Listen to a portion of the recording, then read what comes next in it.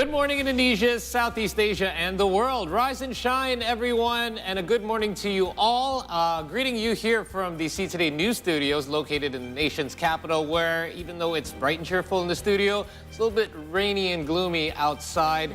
My name is Paul Palelli, and for the next 3 hours, I will be joining you for the next 3 hours to deliver all the latest news, updates, as well as we've got sports and entertainment, along with a couple of talk shows that my colleague will tell you about momentarily. So, without any further ado, let's say hello to them right now. We've got Marissa and Kai. Good morning, ladies. Good morning. Wow, this is loud. Good morning. I know, it is loud, right? I was just thinking, I'm just going to turn it down for a minute. I think there's a bit of technical difficulties in our earpiece.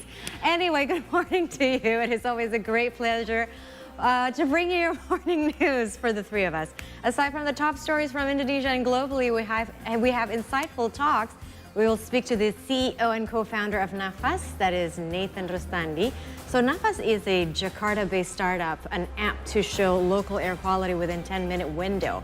So this would make it much more accurate than the more conventional air quality information. We will also speak with a dog lover community, Samoyed Social Club, a place where dog lovers meet. All that and more within the next 3 hours. I'm Marissa Anita. You're going to love that one. I know. You're gonna love that one. I'm giddy already. They're already here. They're settling in the VIP. They're big fluffs. Yes, they're huge. They're huge, and I'm just so excited about this. Hi, I'm Kaiser. I would like to greet all the viewers that are also now able to tune in from Foxtel's Flash Australia, Macau Cable TV Channel 84, in Philippines, Vision Philippines Channel 58, Air Cable Philippines also, and in Singapore on Singtel Channel 15 and StarHub Channel 720. Good morning. Coffee's ready. Let's start the show with our headlines. Staff at number 10 Downing Street applauded the outgoing Prime Minister Liz Truss on Tuesday morning as she departed the building. Students in the Philippines wore hilarious anti-cheating hats to prevent them from looking at their classmates' papers during midterms exam. Local police in Cirebon, West Java helped a woman pick up her daughter from school on Tuesday night as flooding blocked the road access. And stay tuned to our program if you want to meet these adorable furry Samoyeds. We're going to have them on later on in our program. It's not easy owning a Samoyed, I've heard. Really? Yeah. Well, just because of the fur, they're not actually built for this type of weather. But I always notice owners take such special care to build them special, like facilities for them, housing with air conditioning access and things like that. But it is a lot of work. AC so I'm 24/7. curious. Yeah, I'm curious to ask a lot of questions about them. But in the meantime, before we get to that, we have to get to some world news. Now, people around the world yesterday, and you may have been one of them, were reporting problems sending and receiving messages on the popular chat app WhatsApp on Tuesday. Yes, according to Down Detector, which tracks outage reports, people started at 2 p.m. Western Indonesia time. A WhatsApp spokesperson said the company was aware that some people were having trouble sending messages and restoring these services in 2 hours. However, they did not give a reason for the disruption. Not only in Indonesia, there were also reports of issues in some key markets for the platform, such as Hong Kong, South Africa, Singapore, and India. Meta, previously known as Facebook, bought WhatsApp in 2014. It's wildly popular, especially outside of the US, where many people use it for everyday communication.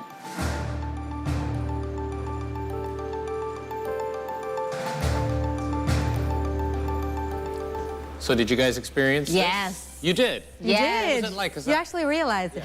Yes. Well, it turns out it's not that bad because we have so many platforms. You can go to Instagram DMs or just, iMessage, anything. Or but Telegram. I didn't feel like anything was missing because I wasn't really, needing it at the moment. Right. But for those people who are waiting for deadlines and everything and really needing it at the moment, What a was lot it? of You my just friends. couldn't send a message? No, it's just kept on searching, right? Like it wasn't connected Yeah, it wasn't at all. connected at all.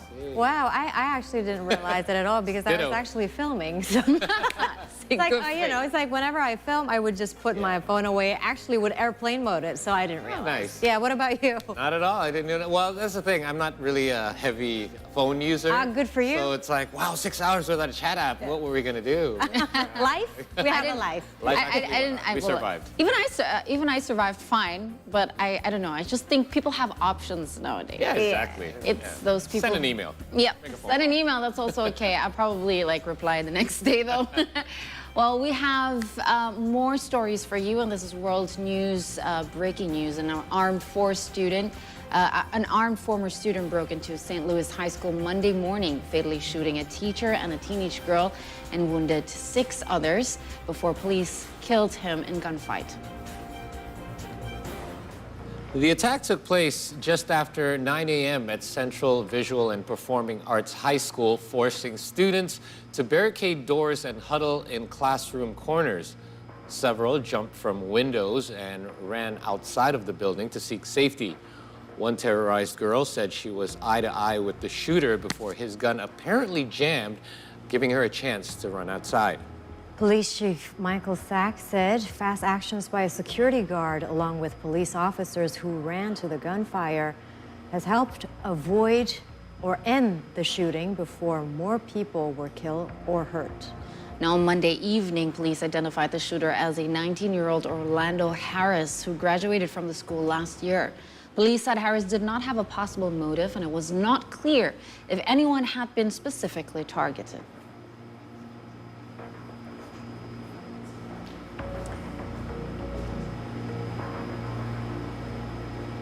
The police in St. Louis says the gunman who killed a teacher and a 15-year-old girl at a St. Louis high school was armed with more than 600 rounds of ammunition. 19-year-old Orlando Harris also left behind a handwritten note offering his explanation for the shooting. Police killed Harris in an exchange of gunfire. The suspect, in addition to the rifle, brought in a large quantity of ammunition. He had 7 magazines of ammunition on a chest rig that he wore. He also had an additional 8 magazines of ammunition in a field bag that he had carried. This doesn't include the number of magazines that he left and dumped on the stairway in the corridors along the way. But it appears that he came into the building with more than 600 rounds of ammunition. He wrote, quote, "I don't have any friends. I don't have any family. I've never had a girlfriend. I've never had a social life. I've been an isolated loner my entire life. This was the perfect storm for a mass shooter." And now we move on to London, where staff at number 10 Downing Street clapped and cheered outgoing Prime Minister Liz Truss on Tuesday morning as she departed the building. On the same day, Rishi Sunak had become the Prime Minister of the UK after being asked to form a government by King Charles III. Sunak met at Buckingham Palace with the King, who had just accepted the resignation of Liz Truss. In Britain's constitutional monarchy, the monarch plays a ceremonial role in appointing government leaders.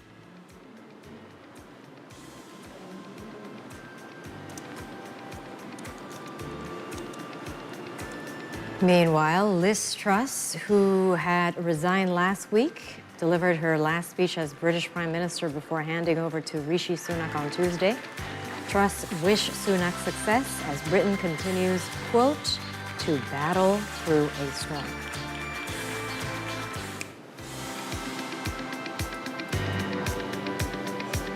From my time as Prime Minister, I am more convinced than ever that we need to be bold and confront the challenges that we face.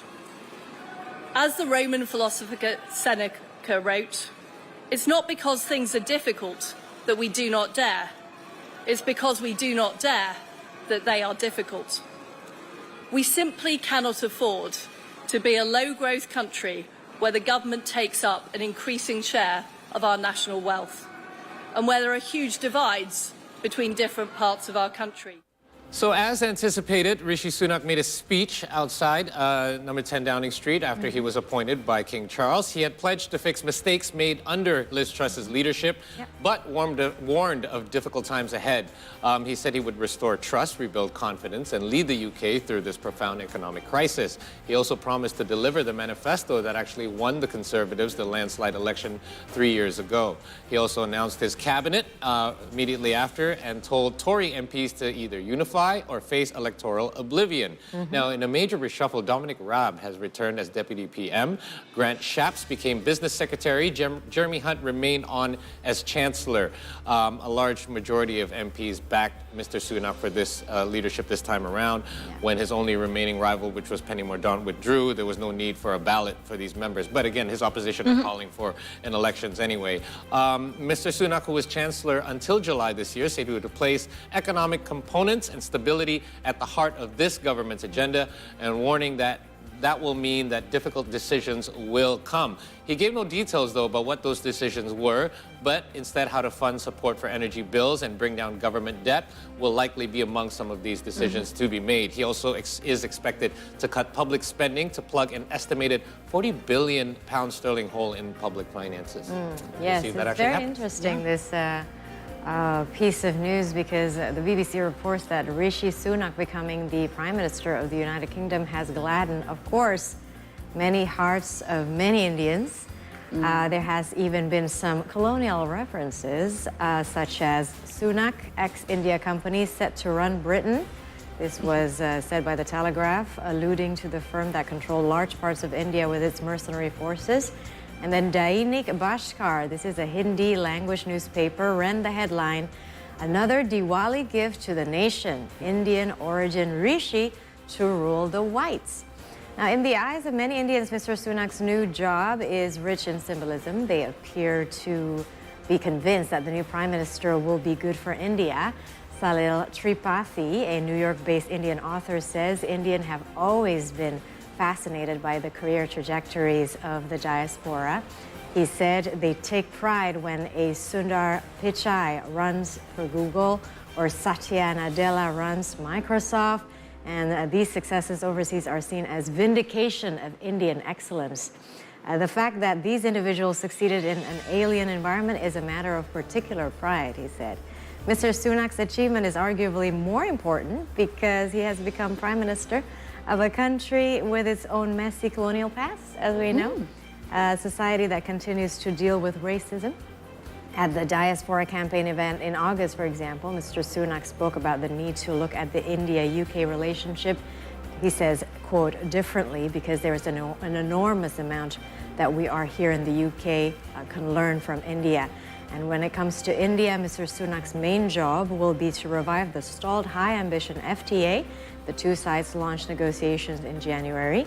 Now, India expects to increase exports of leather, jewelry, textiles, and food products and secure more visas for students and businesses. Well, unfortunately, the sentiment is a little bit divided in the UK. Did you hear what happened? So there are demonstrators outside of 10th Downing Street while they were giving the speeches, and you could actually hear in the background. Do you know the song by the Kaiser Chiefs, I Predict a Riot? Oh, is that what they were? Yeah. Really? Yes, they were playing that. And a lot of incidents also happened. Remember, I think one of the, there was this live on air in a show. I think it was a cloud message that people could put in to describe this particular prime minister, and I think there were a couple of swear words that didn't make the filter. I mean, that made past the filter, and I think they aired it on live TV, and now this episode is canceled in the morning today. But it certainly is, you know, just showing how divided the country is and how he has a lot of work to regain his trust. And I think that was the last thing, one of the last things he said, right? Trust is earned, and I hope that the people will earn back his trust. So. And still in the UK, Rishi Sunak is seen by his party as a safe pair of hands. It hopes will establish or stabilize an economy sliding towards recession. Now, on the contrary, the head of a UK wine bottling firm has called for a return to economic.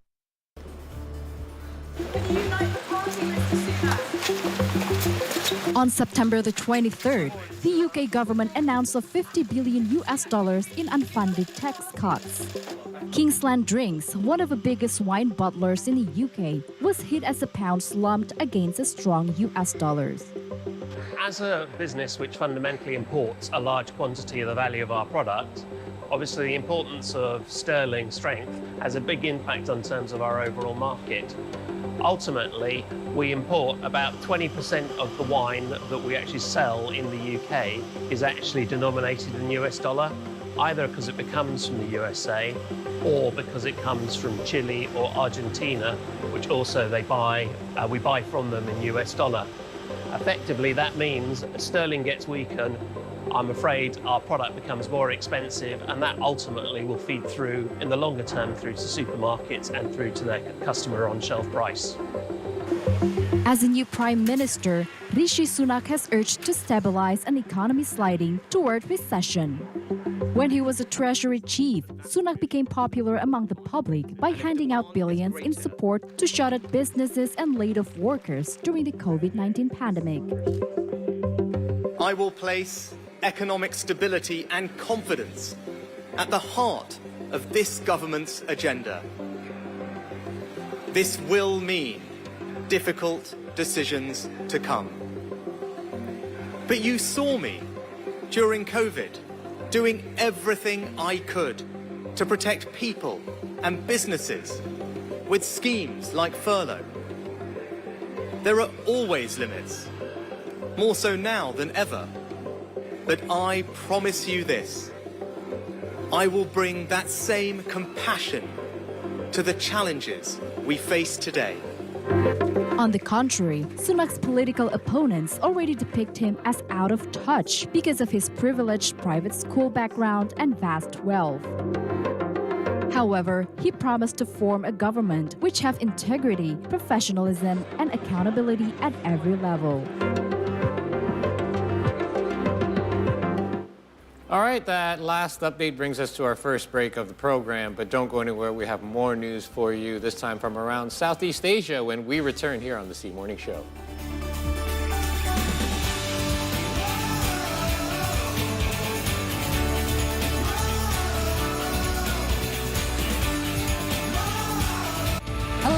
Very good afternoon to all of you, and for the next 3 hours we'll bring you the latest from Indonesia, Southeast Asia and around the world. With more of a whisper than a resounding clang, Greece has shed another restriction dating back to its painful financial bailout. Schools in Demak regions in central Java have become Thai-toe alba owls conservationists. These barn owls are considered friends with farmers as they can help to prey on rats in rice fields. Hey buddies, welcome back to another episode of Buddy Talk with me, Paul Poelli. Let's say hello to Bibo and the Buds. Hey guys! Oh, this is your assistant, Trey. Hi, my name is Poelli. For us, going like solo right now is like a refreshing. I'm actually not good at acting because I'm too real. Well, it's time for another Buddy Challenge. It's the only word I know.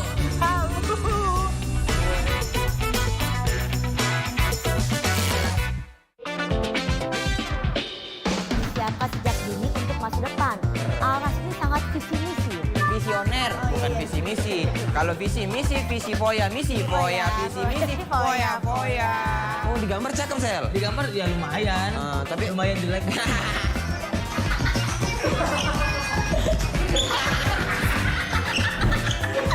Ngeselak keluar.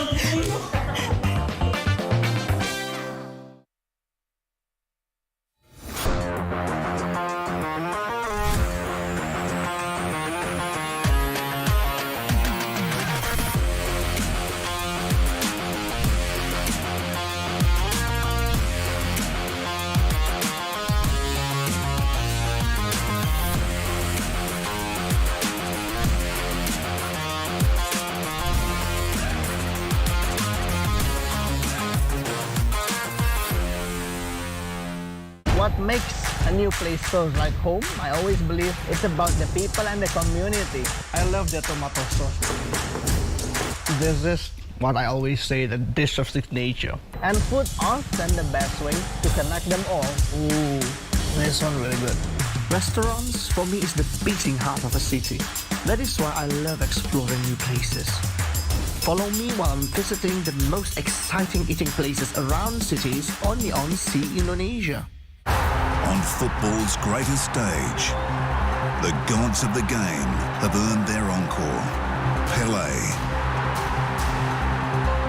Beckenbauer, Cruyff, Maradona. It's the cup of hope. The cup of dreams. It's football's biggest prize on the greatest stage of all.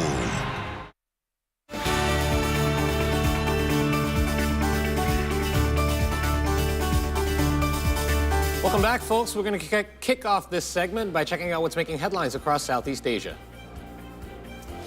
Our first headline comes from, Singapore, where police have disproved allegations online about Malaysian fishermen being chased away by the Coast Guard for fishing in Malaysian territorial waters. The police said on Tuesday that these allegations were wholly untrue, as the incident took place in Singapore's territorial waters off Lim Chu Kang.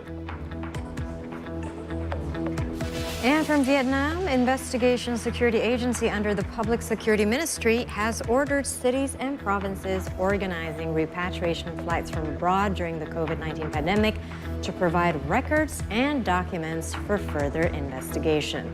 This is the latest in the investigation into bribery and taking advantage of policies to profit illegally at the Consular Department of Foreign Affairs Ministry in Vietnam. And last but not least, from Thailand, where a plastic surgeon was kidnapped while traveling in Mali, has returned home after the ransom was paid. Noparat Ratanawaraha, who is also a popular travel YouTuber, said he was on a tour of Mali and Burkina Faso, nations that are grappling with bloody and long-running insurgencies. Nopat is believed to have been taken in the small eastern town of Kamparana near the Mali-Burkina Faso border.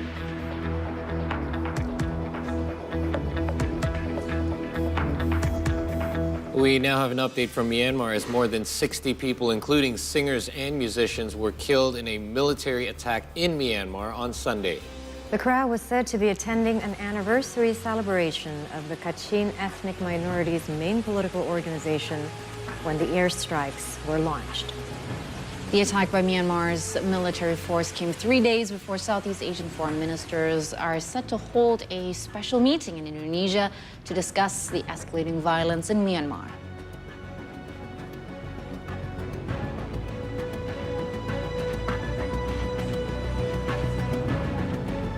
As in a statement released early Tuesday, this is reported by New York Times, the junta said that the site of the bombing was a Kachin army base, not a concert venue, and that it had acted in accordance with its rules of engagement, which is said were derived from 4 Geneva Conventions. It also said that widespread reports of civilian deaths, including the deaths of performers, were, quote, rumors based on fake news, false news, and extorted news. A justification for the bombing, the junta cited recent attacks on its forces by combined units of the Kachin Independence Army and the People's Defense Force, including numerous assaults on police posts and at least 11 troop ambushes. Myanmar's military, which had shared power with the civilian government for a decade, seized control in a coup on February 1st, 2021, and has waged a brutal crackdown on opponents ever since. At least 2,388 civilians have been killed and nearly 16,000 arrested. And this is according to rights groups. Many pro-democracy activists have fled to remote parts of the country that are under control of ethnic rebel groups and joined the People's Defense Force to wage what they call a revolution against the junta. The military has retaliated by bombing suspected rebel encampments with fighter jets. Human rights groups, including Amnesty International and Human Rights Watch, called for urgent action by world leaders and the Association of Southeast Asian Nations, a regional body. Leaders from the association will be meeting in November, but have taken little action so far to address the coup and subsequent crackdown. Right, more on that as well, Marissa, as on Tuesday, Human Rights Watch also mentioned the Myanmar military airstrike on a celebratory gathering that killed more than 60 people on Sunday amounts to, quote, crimes against humanity that should be referred to the International Criminal Court. In all of this, what we really, really want to see is more coordination efforts from countries that are concerned. We really, really need to see the UN Security Council step up. I mean, they really should be passing this resolution that enforces an arms embargo on Myanmar, and at the very least refers the country situation to the International Criminal Court. I mean, just to be able to do that right now is like jumping through hoops, and that really shouldn't be the case because it's very evident that war crimes are happening, that crimes against humanity are happening, that people are being blown up just for celebrating their own identity. Now we move to our next story from the Philippines. Students in the Philippines recently were seen wearing hilarious anti-cheating hats to prevent them from looking at their classmates' papers while taking their midterm exams. The engineering pupils wore the amusing hats made from recycled household materials, obscuring their peripheral vision at Bicol University in Legazpi City, Albay Province on October the 17th. Some of the creations were seemingly thrown together at the last minute, like one student wearing a bunch of egg cartons tied randomly in place. Professor Mary Joy Mandan Ortiz, who is a professor of mechanical engineering at Bicol University College of Engineering, said the idea had been really effective. It was implemented for recent midterm exams, which were sat by hundreds of students at the college in the third week of October. Yes, the proud lecturer said that she was happy her students were so open to this gimmick, adding that nobody was caught cheating during the test. Of course, they were not caught cheating. It would have been very difficult to catch them cheating. So this was actually pretty simple. She made a request for students to make a sign out of paper only. So those were things. I mean, I know later on you saw cardboard for eggs, but she was actually inspired by a technique that was reportedly used in Thailand some years previously. So in 2013. An image went viral that showed a room of university students in Bangkok taking test papers while they wore ear flaps, which was basically sheets of paper stuck on either side of their head to obscure their vision, but just regular sheets of paper. So she said her engineers in training took this idea and ran with it. So in some cases, innovating complex headgear in just 5 minutes with anything that they could find just laying around the classroom. Yes, obviously you saw one with a motorcycle helmet. I think he was just, I think he had that with him. He probably rode that to school. But again, amazing creative ideas, and a lot of these were put together just in a few minutes as well.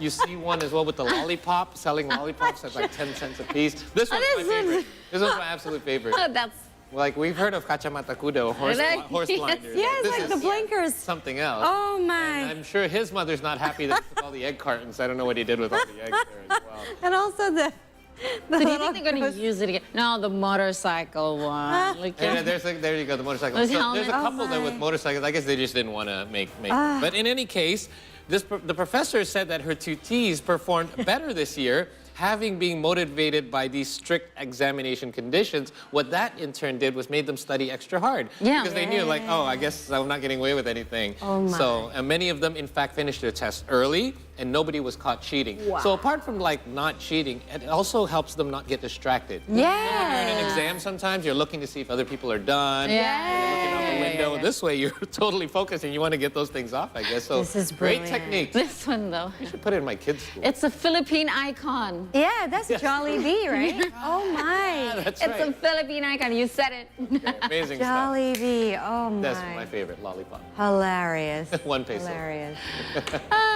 Oh wait, that's the former president. Correct. Oh yeah, Rodrigo Duterte. Yeah. And the hangers, don't you just love it? Oh, the bunny hat with a. You were talking about ear flaps, literally.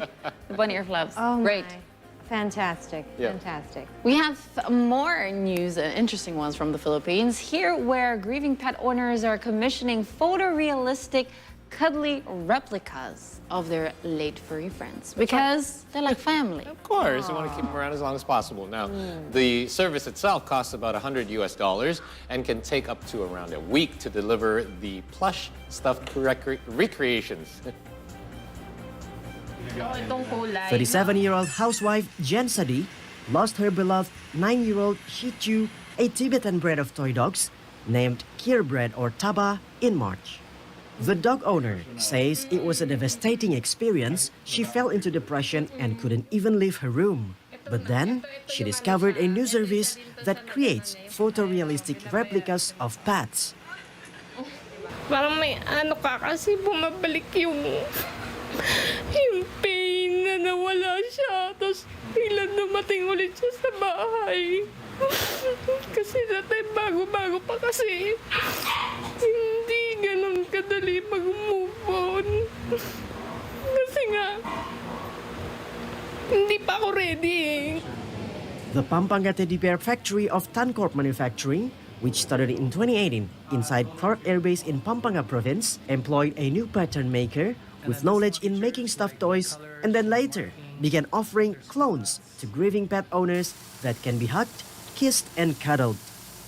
The service costs around $100 and takes about a week. So the clones are the realistic plush animal clones of your pet.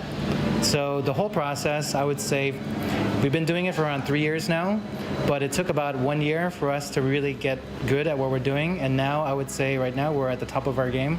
We're doing very good, realistic looking clones now. The cloning process starts with a picture of the beloved pet. Workers then sketch and cut a pattern to be drawn on fabric. Sewers then connect the parts together and stuff the replica. Lastly, an airbrush artist copies details such as the color and markings on the pet. The company has a catalog of potential pet replicas on its website. Customers can choose from different kinds of pets, including rabbits, pigs, and numerous dog and cat breeds.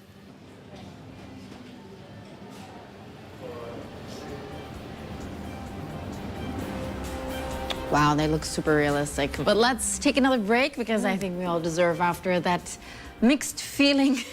I do have mixed feelings. It's like when I saw her crying, I'm like, okay, I'm starting to tear up. Yeah. I'm just gonna distract myself at the moment because I just don't want to get upset. I'm very curious to ask you, would you do something like that if you're one day your pet? I don't think so because I wouldn't be able to move on and handle it. There you go, Kai. Thank you for saying. You just don't want like the constant reminder, like you need to let go, right? Yeah, I mean, even it's like my previous dog passed away back in 2019, and when she was recovering, when she was coping with her cancer, I would sing her the Coco song, the animated movie.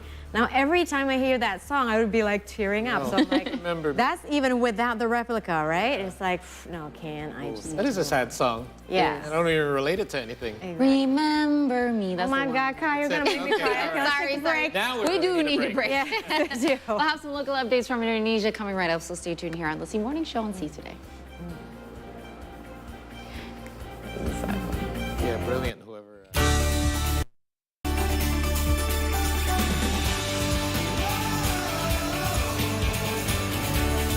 Hello and a very good afternoon to all of you. And for the next 3 hours, we'll bring you the latest from Indonesia, Southeast Asia, and around the world. With more of a whisper than a resounding clang, Greece has shed another restriction dating back to its painful financial bailout. Schools in Demak-Ujimsim, Central Java have become Taito Alba Owls conservationists. These barn owls are considered friends with farmers as they can help to prey on rats in rice fields. Apalagi bersama saya Imam Darto di Ngonten ngobrolin tentang Nusantara. Hap. Wih, nggak banyak-banyak, Neng. Santai aja, lapar situ. Orang Malang ya? Iya, Malang. Oh, Malang. Arek ngalam. Oke, bisa baca ngalam? Bisa. Coba. Matur suwun. Wah, cuma segitu saja. Ya, dia MD. MD-nya ada panjangannya tuh. Apa tuh? My Dream.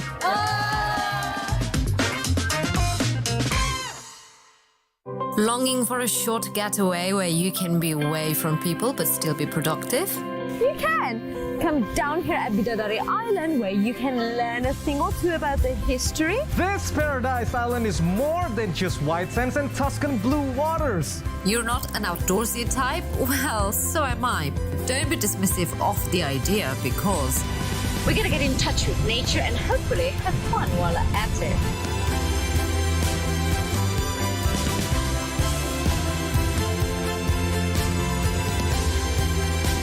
see the beauty only on C Indonesia. Come see the beauty only on C Indonesia.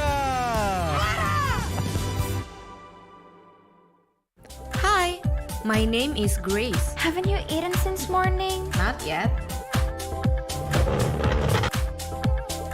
Ada yang harus saya konsumsi nggak ya, Dok? Tarik nafas yang dalam.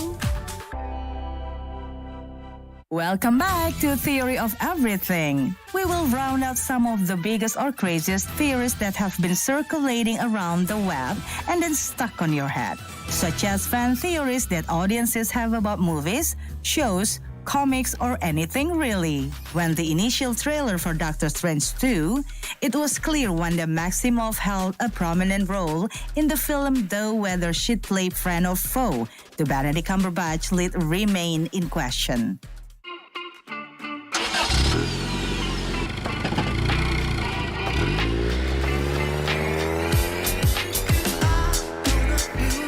The Cressida became a pioneer for luxury car makers from Europe such as BMW and Mercedes-Benz. The features of the car are timeless.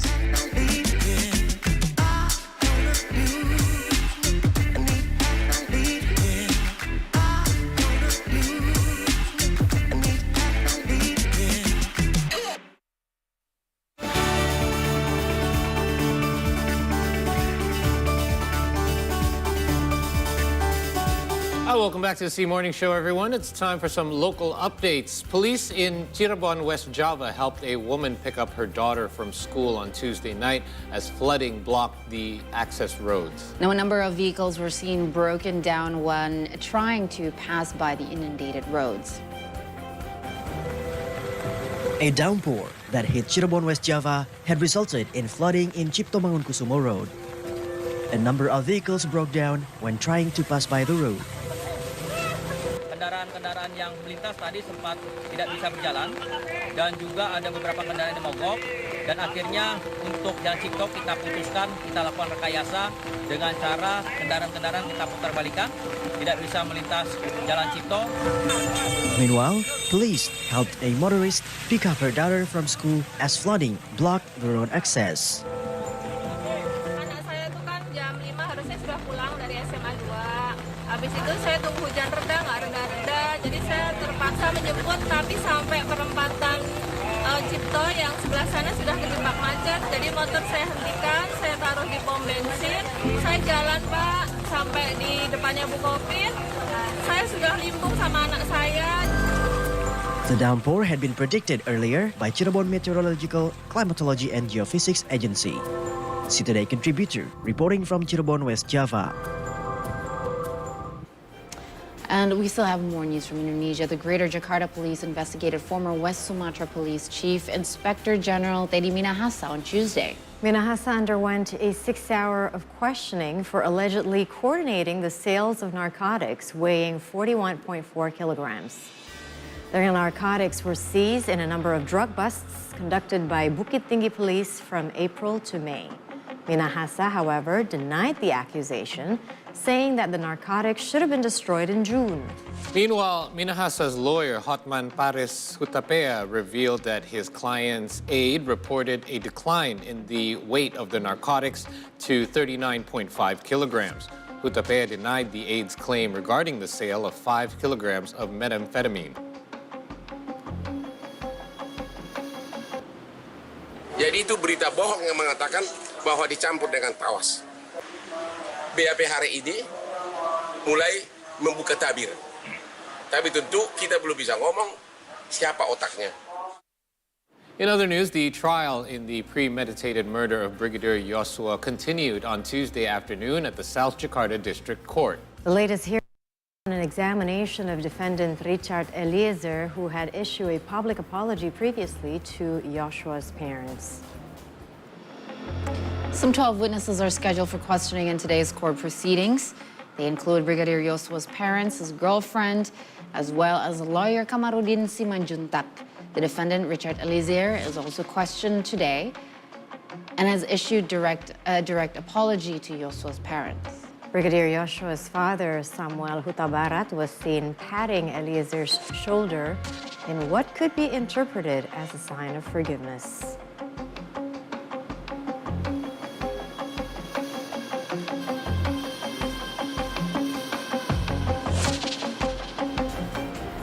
Palestinian Prime Minister Mohammed Stayeh stated on Tuesday that Palestine will accelerate reconciliation in Palestine to unite the nation. He also thanked Indonesia as the country always support the two-state solution on Palestine-Israel conflict.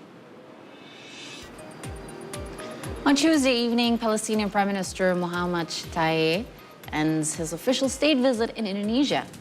On the press briefing, he urged the UN and countries that involved in the international law drafting to not ignore human rights crimes. He also stated that the Palestinian government and the Palestinian people are determined to remain resistant.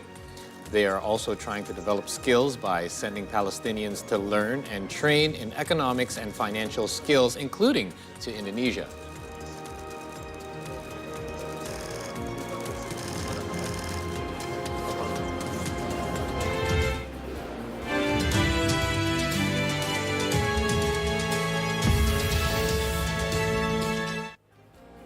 Indonesia on Tuesday underlined its commitment in driving sustainable energy transition by using hybrid car to escort state representatives. Oh, you know, I love this story. German leading automobile manufacturer BMW has been lending out its hybrid vehicles to the authorities in Soekarno-Hatta International Airport starting October the 18th. The 330E Sports Series will be escorting G20 leaders from the airport to transit hotels before leaving for Bali. The vehicle was previously used to escort FIFA President Gianni Infantino.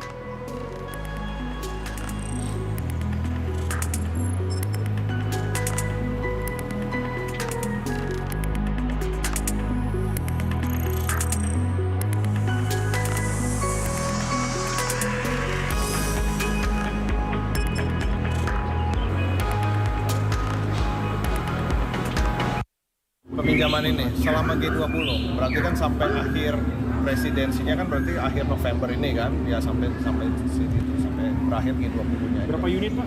Hanya satu ini aja.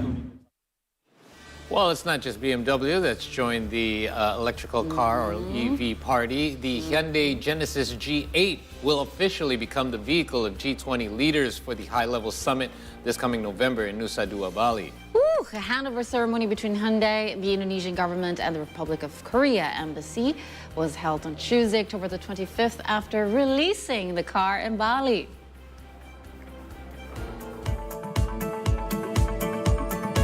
Hyundai Genesis G8 has become the official vehicle of G20 leaders for the high-level summit in November at Nusa Dua, Bali. The electric vehicle has showed Indonesia's commitment as the host to reduce carbon emission. In addition, the country has also tackled energy transition as a priority issue during the G20 summit. There are 131 Genesis G8 cars to accommodate world leaders during the summit, including a special edition car with larger space and bigger body, and a standard edition as an additional support. Prior traveling to Bali, a handover ceremony was held at Tenis Indoor Senayan, South Jakarta on Tuesday, October 25th. This is also an opportunity for Indonesia to start adapting with the change. For us, G20 is a very great momentum to show that we are moving for the clean energy, moving for the green economy, especially as well for the developing the ecosystem for electric vehicle manufacturing. Under the support of South Korea, we believe that we can be the largest electric vehicle manufacturing in Southeast Asia, and then we can export all over the world. The electric vehicle development also represented a strong partnership between Indonesia and Republic of Korea. Both aim to develop electric vehicles and battery ecosystem across Southeast Asia following the G20 summit.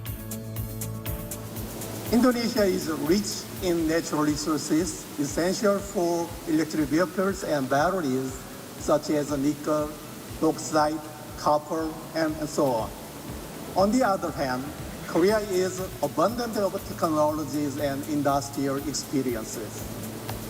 Putting together with the strong points of the two countries, we can create synergy and winning partnership for electric vehicle ecosystem in ASEAN region. The official vehicles of G20 also included 262 units of Hyundai Ioniq 5, 41 units of Toyota BZ4X from Toyota Astra Company, and 102 Lexus UX 300E. These vehicles will be used by ministers and other high-level officials. And the Anita Putri for See Today.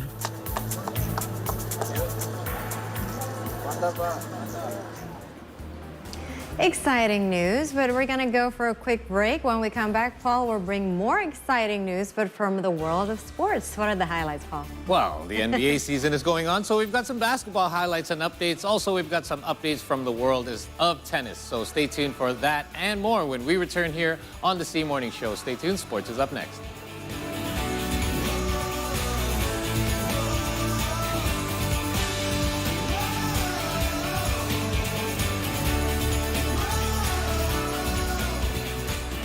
Hey buddies, welcome back to another episode of Buddy Talk with me, Paul Poelli. Let's say hello to Bibo and the Buds. Hey guys! Oh, this is your assistant, Trey. Hi, my name is Poelli. For us, going like solo right now is like a refreshing. I'm actually not good at acting because I'm too real. Well, it's time for another Buddy Challenge. That's the only word I know.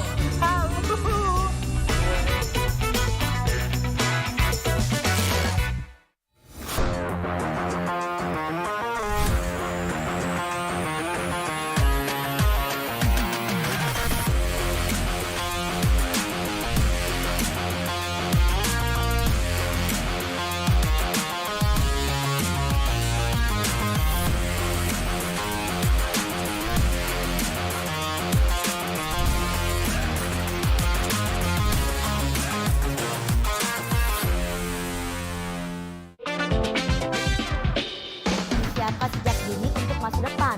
Aras ini sangat visi misi. Visioner, bukan visi misi. Kalau visi misi, visi foya, misi foya, visi misi, foya, foya. Oh, digambar cakep, Sel. Digambar ya lumayan. Tapi lumayan jelek.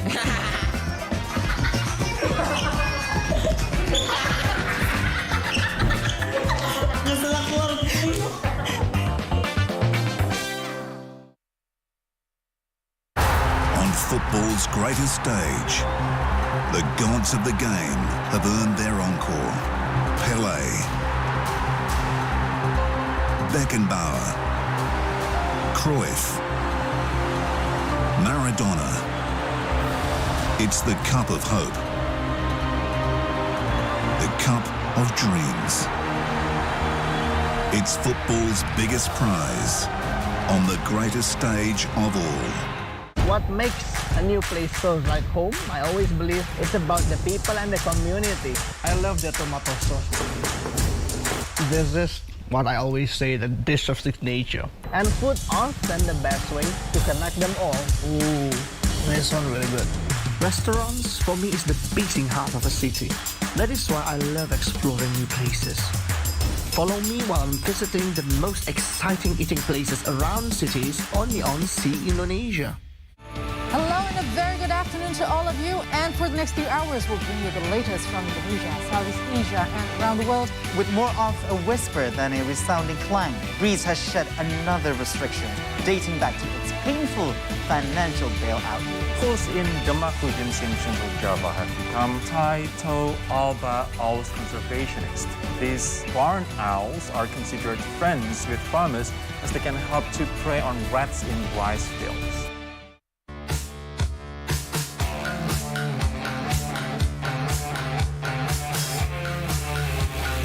And welcome back to the C Morning Show, everyone. It is 6:45 in the a.m. and in time for your first sports update of the morning. At least 68 out of the targeted 70 countries will be participating in the upcoming 2022 World Junior Wushu Championships that are being held from December the 2nd to the 11th in Tangerang, Banten.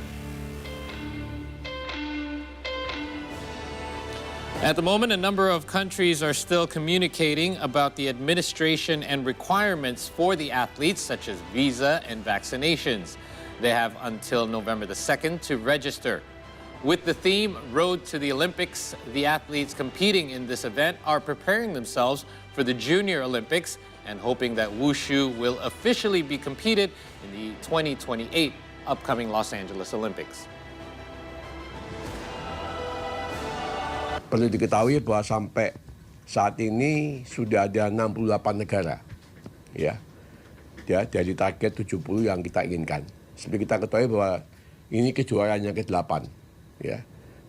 Dan rupanya Ibu juga mendukung penuh ya. Dan Ibu sangat senang dengan Indonesia sebagai tuan rumah karena mereka melihat kita sangat serius di dalam mengelola ini. All right, let's turn our attention to some tennis updates as Britain's Andy Murray reached the second round of the Basel Indoor Open on Tuesday, but he had to do it in the hard way against Russian qualifier Roman Safulin. The 35-year-old former world #1 lost the first set on a tiebreak. He then had to save 5 break points in the third game of the second set before he broke through himself to lead 4-2 and served out to level the match. Safulin raised to a 4-1 lead in the decider, but Murray was able to reel off 5 games in a row after that to complete the 6-7, 6-3, and 6-4 victory after 2 hours and 40 minutes on the court.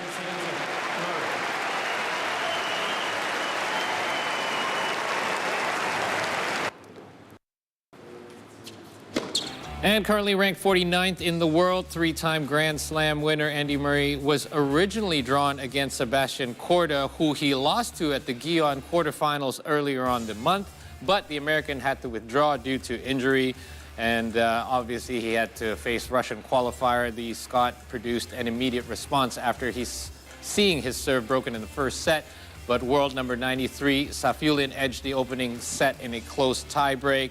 And as mentioned, Murray then saw 5 break points and avoided falling a breakdown early in the second set before taking his third opportunity in the 6th game on his way to evening the match. And obviously he did so come from behind for this victory and did it in emphatic fashion, punching the air after clinching the second of his 3 match points to set up a meeting with Spain's Roberto Bautista Agut.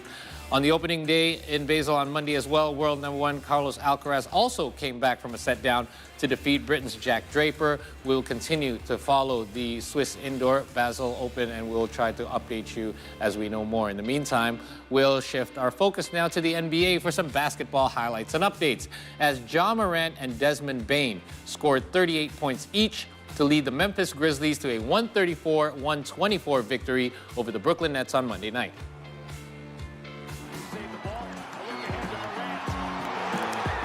Ja Morant and Desmond Bane each had 7 assists as well. Bane, who struggled from the field to start the season, was 14 of 21 overall in this one and 8 of 11 from three-point range. His 8 three-pointers marks a career high. On the other end, Kevin Durant tallied 37 points, 5 rebounds, and 4 assists for the Nets, and Kyrie Irving added 37 points as well, along with 8 rebounds and 5 assists in the losing effort. And with this, the Grizzlies improved to 3-1 on the season, while the Nets fall to 1-2.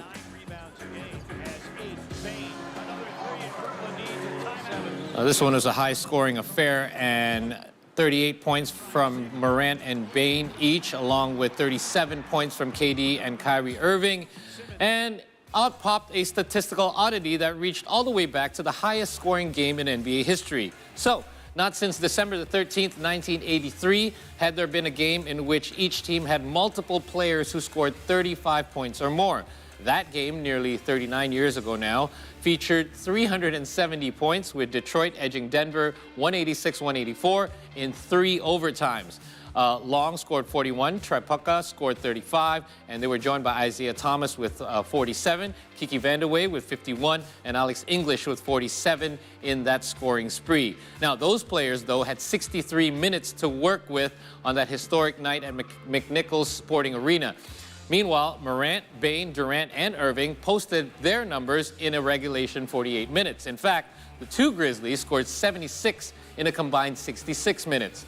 The Grizzlies star, Ja Morant, took 6 three-point shots on Monday and made 4 of them. So a side note here, he's now 12 of 20 from beyond the arc through 4 games. And if that's a sign of range and accuracy to come, it means Morant's going to be pretty unstoppable, according to his teammate Dillon Brooks. Morant shot 34.4% from the arc last season, the best rate in his three-year career, and it continues to get better. Meanwhile, Desmond Bane had shot poorly in Memphis's first 3 games. He was 13 of 49 overall and went 8 for 28 on 3-pointers. Now, neither he nor his teammates were worried. And sure enough, the 4th-year shooting guard attacked from the inside and outside in this one, finding teammates as a bonus to add to his assist tally as well. But it looks like this backcourt duo has really got all the eyes of the NBA on them right now. Now, let's shift to another game that took place in the NBA yesterday as the Portland Trail Blazers continued to stay hot to start the season as they defeated the Denver Nuggets 135-110. It was Dame time once again as Damian Lillard led all scorers with 31 points, 6 rebounds, and 8 assists for the Portland Trail Blazers, while Anthony Simons added 29 points and 5 assists in this victory. Anthony Simons had 29 points, including 7 3-pointers, and the Trail Blazers won their 4th straight game to start the season with a victory over the Nuggets. Simons had 22 points and 6 threes in the 3rd quarter alone, as Portland became the only 4-0 team in the NBA. Damian Lillard finished with 31 points and 8 assists for the Blazers, who took over in the second half after a sluggish start. The last time they opened 4-0 was in 1999.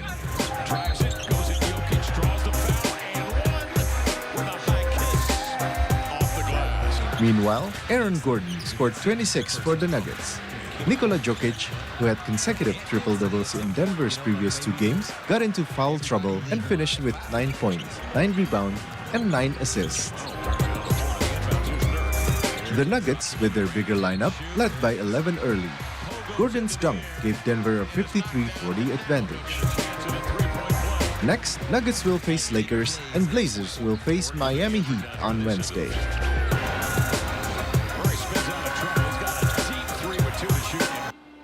Right, despite 31 points from Damian Lillard, it was still a balanced effort all around. Damian Lillard ruled the first half of the game. He did finish with 31 points. He went 10 of 16 from the field with his 6 rebounds and 8 assists. However, it was Anthony Simons who took over in the 3rd period, which saw Portland turn a 6-point deficit into a 9-point lead. Simons finished with 29 for the game. He went 7 of 12 from the field. And with Jokic spending most of the game on the bench with foul trouble, that's all the Blazers needed to win their 4th in a row to start the season. Now, the 3rd quarter was a nightmare for the Blazers last season. It had been an intermittent issue for a while. But if early season 3rd periods are any indication, the Blazers just might be a better team this year. The Blazers trailed 61-55 at the half, but it took them all about 3 minutes to erase that deficit with their shift in defense, running, and a barrage of Anthony Simons threes. By the time the smoke cleared, Portland was leading 99-68. It made for a 19-point swing in one single period. Now, the Blazers, though, had no answer for Denver forwards Aaron Gordon and Michael Porter Jr., who were too big for Portland defenders to manage. Porter Jr. had 18, shooting 50% of the field and 4 for 8 from the arc, and Gordon scored 26 on 12 for 16 shooting. Very efficient indeed. However, Portland's guards did their own damage. Denver didn't come out far enough on Simons and could not stay in front of Lillard. Not to be outdone by Desmond Bane's 19 from the Grizzlies, Dame fed Simons in the 3rd period as Anthony Simons hit 6 of 7 3-pointers, and he had 22 points in the 3rd period alone. So, if Nikola Jokic we call the Joker, the referees were Batman last night. Jokic spent pretty much the entire evening in foul trouble, picking up his 4th midway through the 3rd period. He earned his 5th with 9 minutes remaining in the 4th, and Jokic attempted only 4 shots in 27 minutes of play. So, no matter who else Denver has, that's still a big advantage for any opponent. So, up next for the Blazers, they'll be welcoming the Miami Heat to the Moda Center on Wednesday night, 7 p.m. local time. Let's see if they continue to stay undefeated. All right, it's time now for us to select our MVP, and we need your help doing it.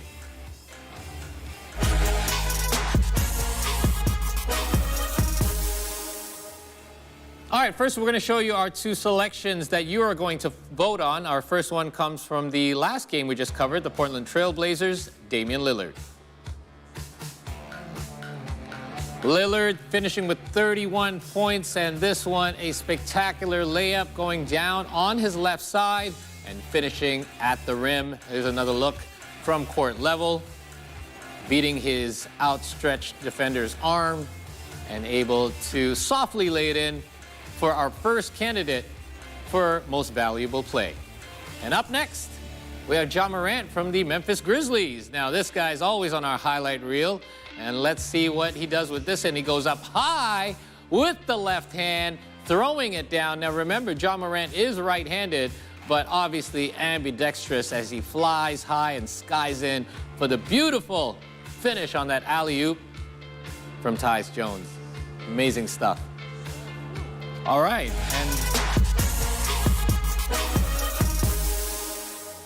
All right, those are our two selections for most valuable play of today from the NBA. So give us your vote. You can send us your votes via our social media platforms. We're on Instagram, Twitter, and YouTube at See Today News. And there you can drop us a comment or send us a message. We'll tally up your votes, and we will announce and replay the winner in our sports recap later on.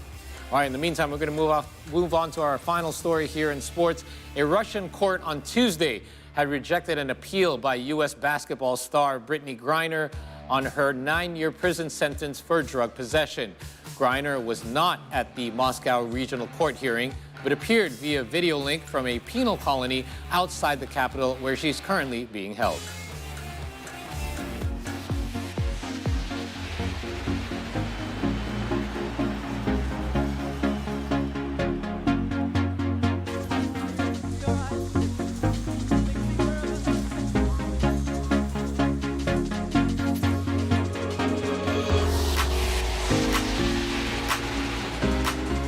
So cool to be a role model. All right, unfortunately, we don't have the right clip set up, but we will try to cover that for you later on in our sports recap. In the meantime, it's time for our next break. I am going to be stepping away momentarily to make way for Kai and Marissa, who will be back after the break to share with you some unique feature stories from right here in Indonesia. Stay tuned. We'll be right back here on the C Morning Show.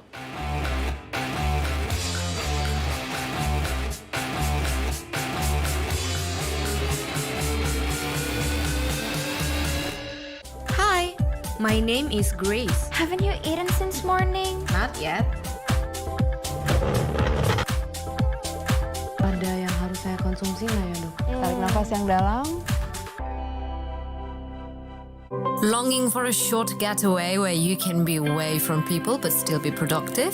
You can! Come down here at Bidadari Island where you can learn a thing or two about the history. This paradise island is more than just white sands and Tuscan blue waters. You're not an outdoorsy type? Well, so am I. Don't be dismissive of the idea because we're gonna get in touch with nature and hopefully have fun while at it.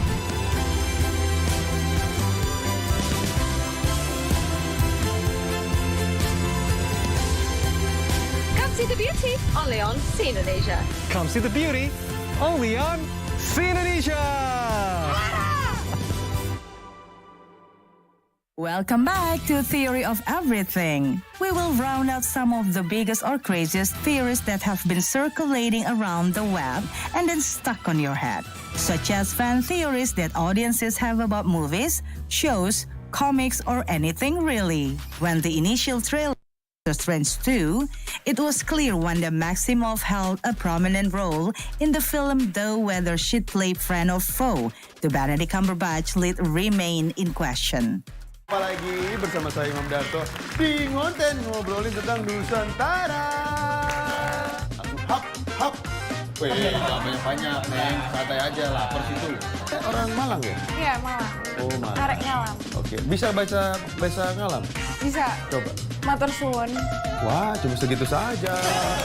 Ya, dia MD. MD-nya ada panjangnya tuh. Apa tuh? My Dream.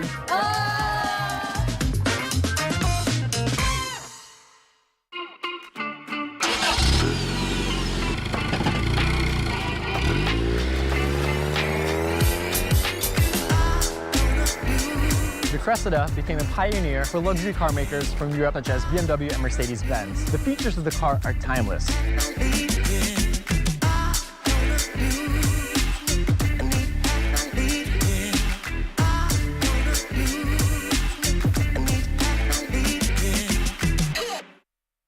Hello and a very good afternoon to all of you. And for the the next few hours, we'll bring you the latest from Indonesia, Southeast Asia, and around the world. With more of a whisper than a resounding clang, Greece has shed another restriction dating back to its painful financial bailout. Schools in Demak region in Central Java have become Taito Alba owls conservationists. These barn owls are considered friends with farmers as they can help to prey on rats in rice fields.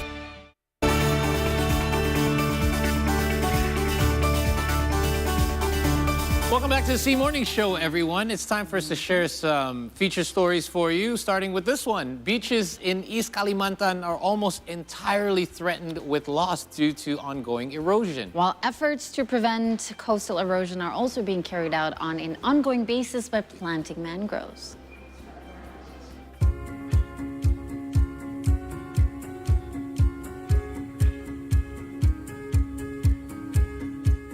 Kutai Kertanegara District, East Kalimantan Province, has 333 kilometers of coastline, which hold the charm of extraordinary marine beauty. But behind its beauty, there is a serious threat that can eliminate the beach area. The threat is abrasion. One of the beaches that has the most severe abrasion threat is the beach in Kerzik Village, Marangkayu Sub-District, Kutai Kertanegara District.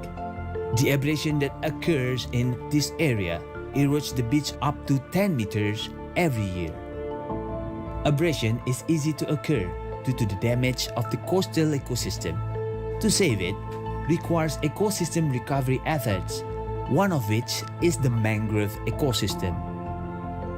The Kerzik village government, together with the local youth community, tried to repair the damaged ecosystem. Replanting efforts on critical land became the main priority.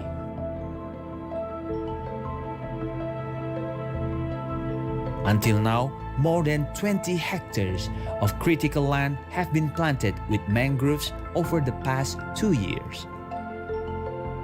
To accelerate the planting process, the youth community in Kerzik village collaborates with upstream oil and gas companies owned by the Indonesian government. Alhamdulillah saat ini juga kerjasama dengan pemerintah, khususnya pemerintah desa dengan pihak perusahaan yang ada di Marangkayu ini, yaitu Pertamina Kalimantan Timur. Kami membina suatu kelompok yang disebut dengan Sahabat Mangrove untuk melaksanakan kegiatan penanaman mangrove ini. Dan Desa Kerzik memiliki salah satu potensi, yaitu pantai yang cukup luas, di mana kami melakukan komunikasi dengan pemangku kepentingan dan ada satu opportunity untuk pengembangan di mana abrasi yang menjadi suatu permasalahan bagi saudara-saudara kami, bagi masyarakat di sini. Sehingga salah satu cara untuk menanggulangi abrasi atau mencegah abrasi itu semakin berkelanjutan, maka secara alami kita mendukung program penanaman mangrove ini. This synergy accelerates the planting of mangrove trees and expands the rehabilitated area. To facilitate the maintained process after planting, the community must be involved because the wider the beach is planted, the more manpower to ensure mangroves grow well. Pertama itu kita memang koordinasi dengan pemerintah desa ya, mengenai masalah-masalah kemudian potensi-potensi ke depannya untuk Desa Kerzik. Terus yang kedua untuk teman-teman mahasiswa memang kita harus memang pendekatan secara organisasi untuk menggait teman-teman mahasiswa untuk melaksanakan kegiatan yang ada di sini. Human activity is one of the causes of coastal abrasion. In addition to removing mangrove areas to become ponds, illegal fishing activities also damage coral reefs. As a result, there is no longer a natural barrier for the beach. Without rehabilitation, the beautiful beaches in Kutai Kertanegara district will be eroded.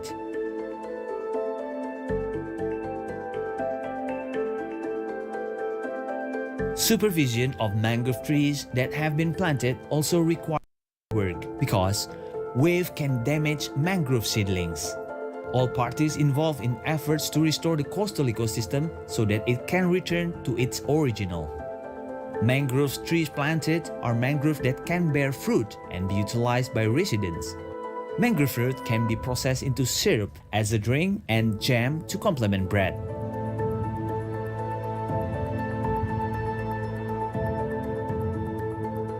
In order to reduce the rate of abrasion, the village government together with stakeholders built a temporary abrasion barrier.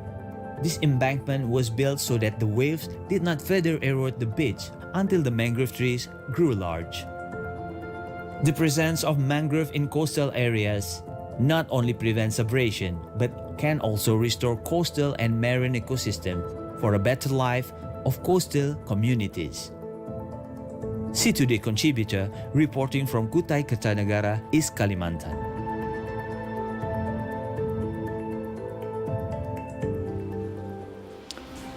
We were just discussing about why mangroves smell. I have no idea. The only time I've been close to mangroves is, you know, when I go on the highway that crosses the water in Bali. Yeah. Coming out of the airport. But that's too far away. Even when I open the window, I don't smell anything. No, because that's too far away. You have to be within like 10 to 15 meter distance, at least 20 meter distance to be able to smell it. And there are a lot of actually very touristy places in Bali, beach clubs that unfortunately is placed next to a mangrove that you can smell. Yes. So it's actually a good thing. People think it's a bad thing because if it doesn't smell, the mangrove isn't doing the work. Because the odor coming from the mangroves are actually a result of organic matter breaking down, where bacteria living in the mangrove soil perform the decaying process. So mangrove seeds make up a significant portion, of course, of the organic matter. So all that carbon and everything being recycled there inside the soils of the mangroves. It's a good thing. It's a good thing. So make sure if you do have mangroves, make sure they smell a little. And make sure you're also, I don't think you can ever become immune to that one though. No. But here's another one though. Despite being known as one of the world's leading tin producers, here in Indonesia, Bangka Island is also known as a natural honey producer. One of them is madu suar, or suar honey. That's right. Honey originating from Mayang village, Simpang Teritip, a sub-district of West Bangka district, has a natural sweet taste and has many benefits for our health. Let's have a look.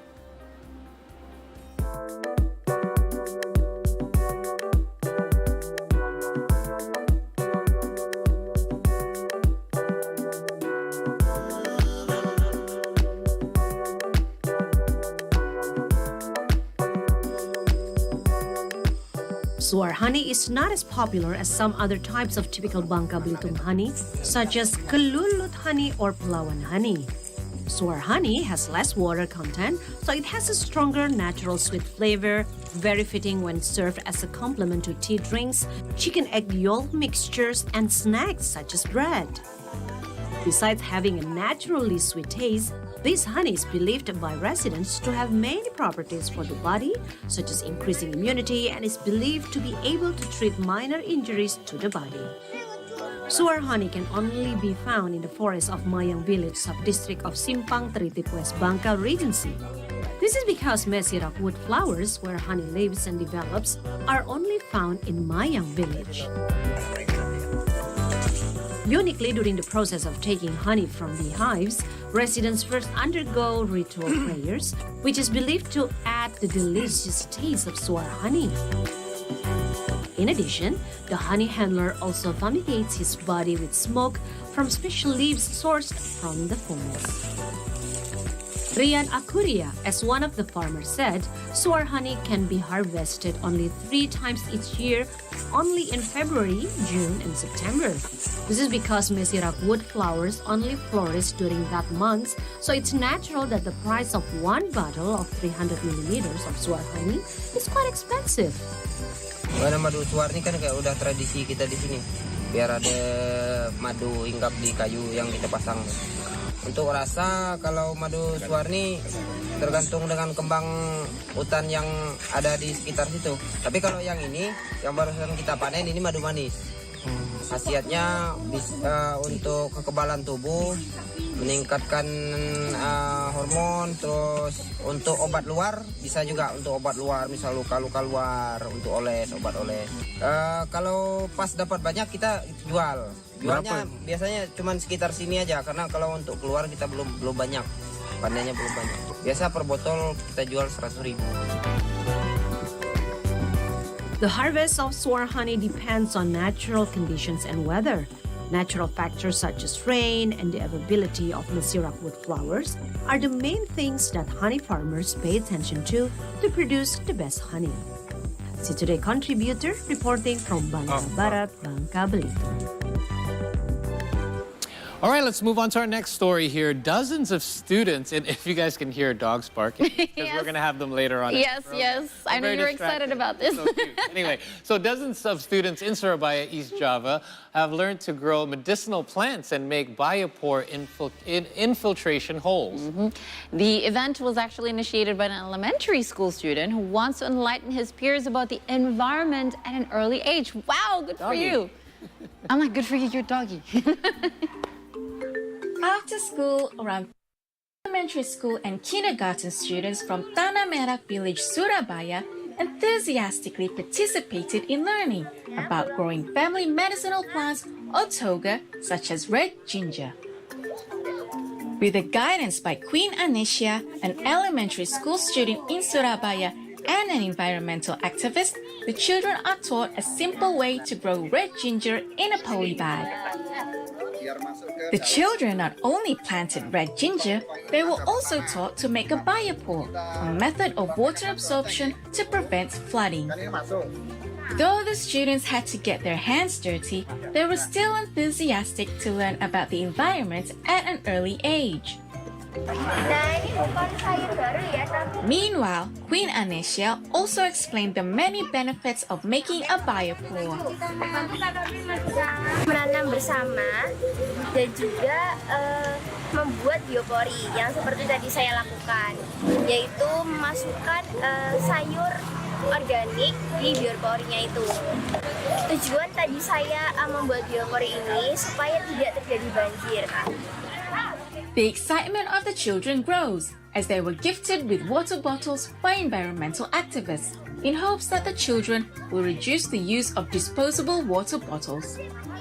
See Today contributor reporting from Surabaya, East Java. Well, Paul, I'm going to let you say hi to the doggos because we're right. going to take a short break. When we come back, we are going to have a special talk show about raising awareness on air pollution, important here in Jakarta. Find out.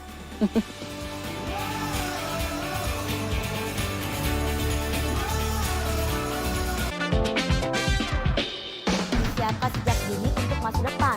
Aras ini sangat visi misi. Visioner, bukan visi misi. Kalau visi misi, visi foya, misi foya, visi misi, foya, foya. Oh, digambar cakep, Sel. Digambar ya lumayan. Tapi lumayan jelek.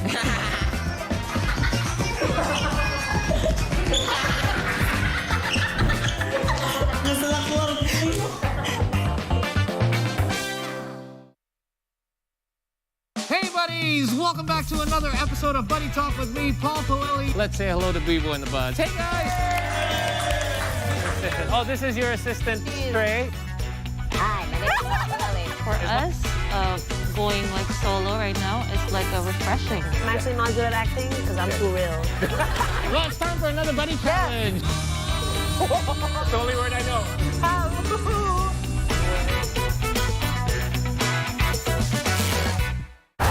On football's greatest stage, the gods of the game have earned their encore. Pelé,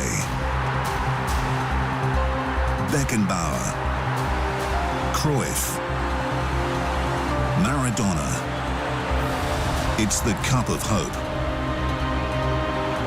The cup of dreams. It's football's biggest prize on the greatest stage of all. What makes a new place feel like home? I always believe it's about the people and the community. I love the tomato sauce.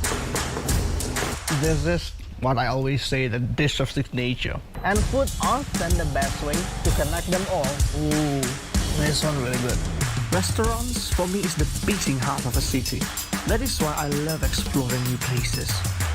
Follow me while I'm visiting the most exciting eating places around cities only on See Indonesia.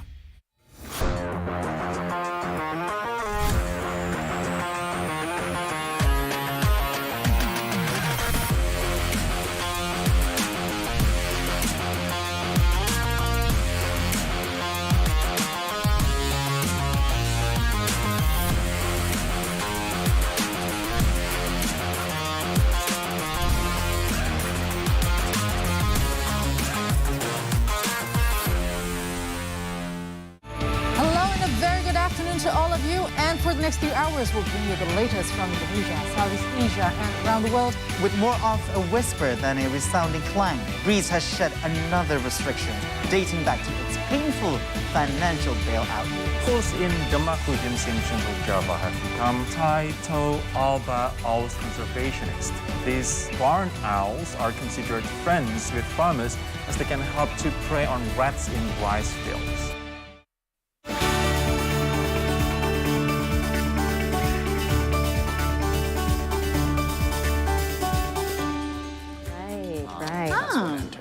It's like, this is super fascinating. It's like, we've actually started the discussion already, but let's begin. Let's begin. Welcome back to the C Morning Show. We've started ahead because it's great information. Speaking of breath, we're catching our breath. Do you know, Marissa, how many breaths we take per day? How many thousands, I think? Yeah, well, about 22,000, if I'm not mistaken. Can't imagine if we breathe in poor air quality. Yeah, I can't imagine what that would do to our lungs, right? Because I remember, Kai, last June, based on the data of Air Quality Index, Jakarta ranked as the most polluted city in the world by scoring 193 on the Air Quality Index, with a PM 2.5 concentration reaching 27.4 times over the WHO annual guideline. And this condition can slash 7 years of your life or life expectancy in Jakarta. 7 years, that's a lot. But last June, I remember the pandemic, the skies were blue and it was beautiful. I guess it went back. So what can we do to delve more into the topic? Today in the studio, we have Nafas CEO and co-founder Nathan Rustandi. Morning, Nathan here with us. So good morning. Thank you for coming by so early. Yes, indeed. So this app, right? Yeah. I just downloaded it this morning because I was curious about Nafas. What is Nafas? So Nafas, of course, means to breathe in Bahasa. And Nafas is basically a platform where people can gain access into air quality. So specifically, air quality around their neighborhood, air quality in different parts of the city. We exist in several cities across Indonesia. And what we want to do is basically provide a very easy way for people to understand air pollution and exactly what is the air quality that they're breathing on a daily basis, and how is that going to impact their health? How it's going to impact their health. So how did it come about? Because Nafas is probably around 2 years old only, right? Yes. So what made you decide to hey guys, I think we really need this in Indonesia? So I traveled. I spent a lot of time in China traveling for work over the past 10 or so years. They had pollution issues as well. Yes, so basically throughout that time, I was able to witness what it was like living in a super polluted city, right? And that went from, it went from this huge problem that nobody knew about into becoming this massive topic online. Which eventually pushed the government to make some big changes. And of course, observing that, I was interested, I was curious to find out, what's the air like here in Jakarta? So this was many years ago where I started basically forming an interest around the subject. Well, we all know air pollution is a very big environmental threat, especially for a lot of people here. I mean, the effects on your health and everything. But I use Nafas and it's very, informative. There are a lot of articles that you can read, and talk us through about how we can read the signages and how having this app itself can actually help us lead a healthier lifestyle. So think about it as sort of like a Google Maps for air pollution, right? So if I live in a particular neighborhood, let's say in West Jakarta, and I like to go for runs, or I like to go for walks with my child, then we provide air quality data for that specific neighborhood during that specific time, and we can tell you, hey, is this a good time for you to be spending time outside? Or if you're looking to exercise, then how much time should you be spending doing so? And we base all those calculations on well-backed research studies. And some other useful sort of tips is people like to open up their windows or doors and let air come in. I actually do. Yes. But sometimes it's not a good time to do so, right? I love that. They go straight away, notification, bad air quality, keep windows closed. I've had that a couple of mornings. Yes. But we also tell you when it's a good time to ventilate, right? So it's just basically about helping people make more informed decisions. Yeah, and I would like to also delve into, you know, the impact of bad air quality on our health, because as a member of the public, me, I really enjoy, like, for example, today, it's just the air quality is so good. I immediately feel good, my mood is lifted. Yes. But when, for example, we have this picture, right? It's super polluted. This is Jakarta. It's super polluted. When this happens, all I can do is just like, you know, it's a polluted day, but I can't really do anything about it. And I almost feel that, okay, I'm just going to accept this. I'm just going to accept the fact that my city is like this. Sometimes you get good days and sometimes you have bad days. But what is exactly the short-term and long-term impact of bad air quality on our health? So there are a lot of things, and I think because it's such a root cause problem, people often forget that, you know, hey, I have a congestion today, or I have a cough today, or my throat feels irritated today. They don't necessarily attribute that to... No, they usually say just like, oh, it's the weather. Yes, but actually a lot of that is due to the air that they're breathing. So within the short-term impacts, you know, it can trigger asthma attacks in people that are prone to asthma attacks. It can trigger all types of respiratory problems, pneumonia, bronchitis, even influenza. And that's just basically the short-term impacts, right? So we've been looking at basically not only the short-term impacts, but also then how does it impact my medium-term health outlook and then my long-term health outlook, right? So it can impact everything from productivity. So, you know, for example, kids that breathe poor air tend to perform poor academically. Wow. It impairs cognitive development in children. It's especially harmful for women who are pregnant, as well as older folks as well. So older people that have, you know, comorbidity factors, health complications, etc. And of course, when you look at the long term, then you start looking at, you know, heart disease. You start looking at lung cancer and things that are a lot more severe and life-threatening. Okay, well, clearly, we need to have good air quality. Yep. Fortunately, compared to other environmental issues, air pollution is still not a main priority of the city, of the government. Because we don't realize it, right? Yeah. We just like, bad days and good days, oh well, sort of thing. But aren't we glad the people of Jakarta are speaking up? They've actually filed a lawsuit against the government, right? That's ongoing. So this would be interesting to watch how that will find out. But what is your take on that?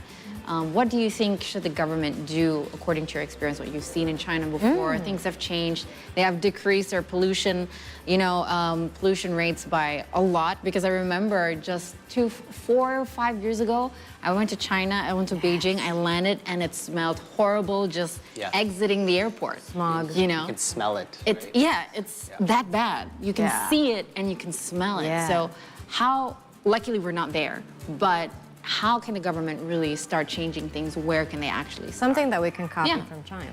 So I think the government needs to have a long-term goal. So first of all, this is not something that the government can fix overnight. There are certain sort of economic realities that we have to understand as well, meaning as a developing country, we do need access to cheap electricity and so forth.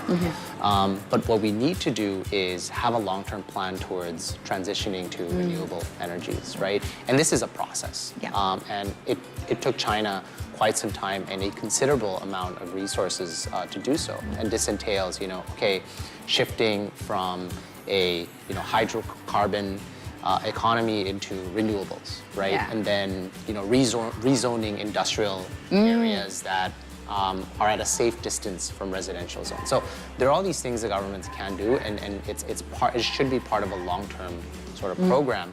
But within the short term, I think regulation for indoor air quality for buildings, for schools, for offices.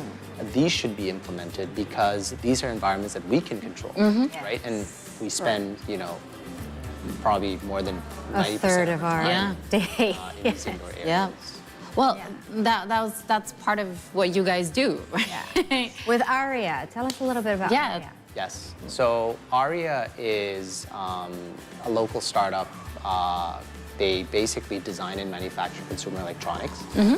We were working with them since day one. We sort of joined forces and we provide the ecosystem, they provide the devices that connect to the ecosystem, and together we are building a solution called Nafas Clean Air Zones. And Clean Air Zones is basically an easy way for people to identify areas that have clean air.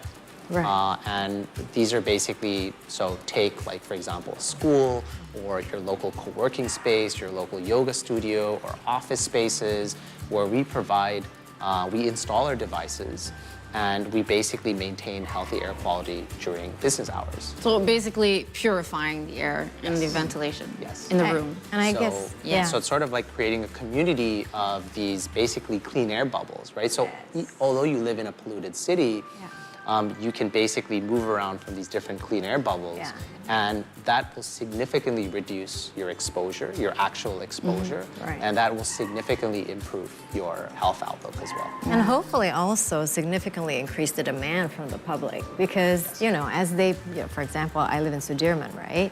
And if I see Sudirman in orange because you use color indicator, and then I see Senopati, for example, or Chipete green, of course, Chipete is rarely green. I mean, it's rarely green.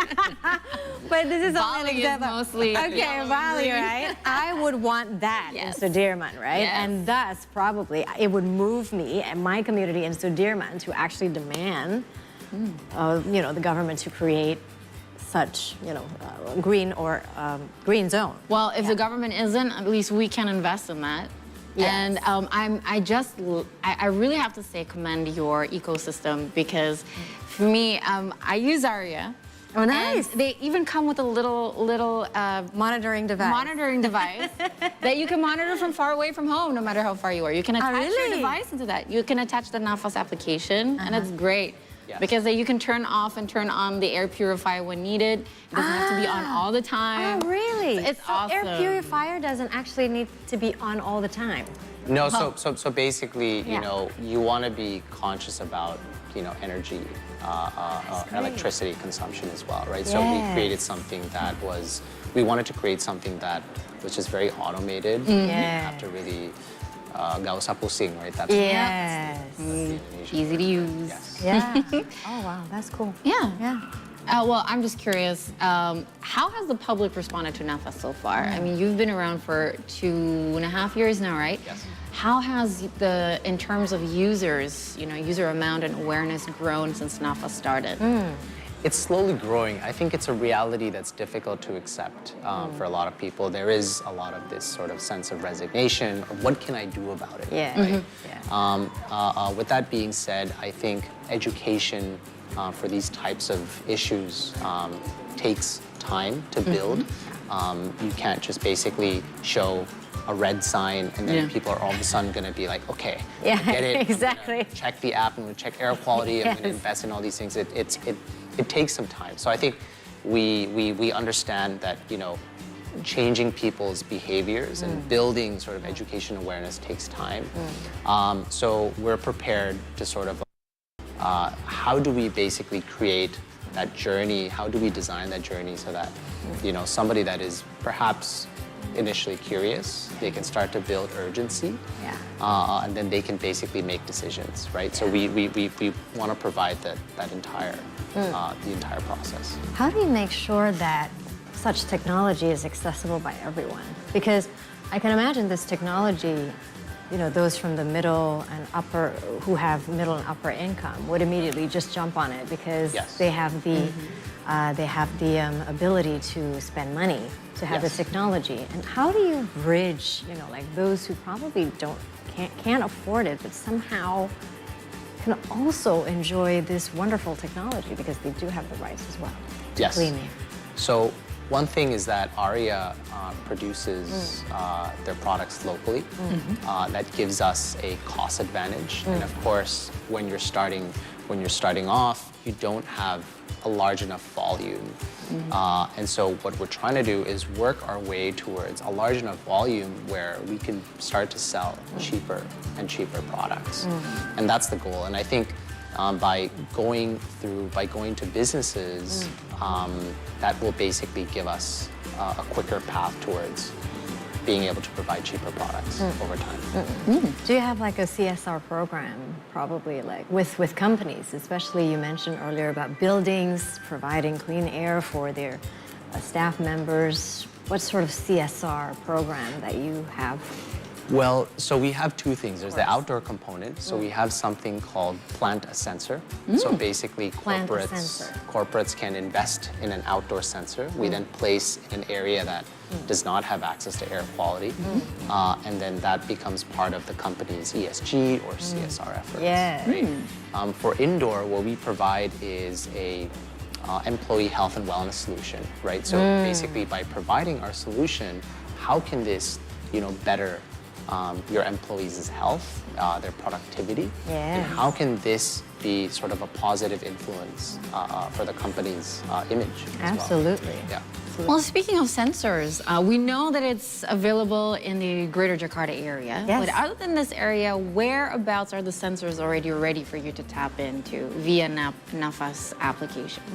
So we're in 8, 9 cities across Indonesia.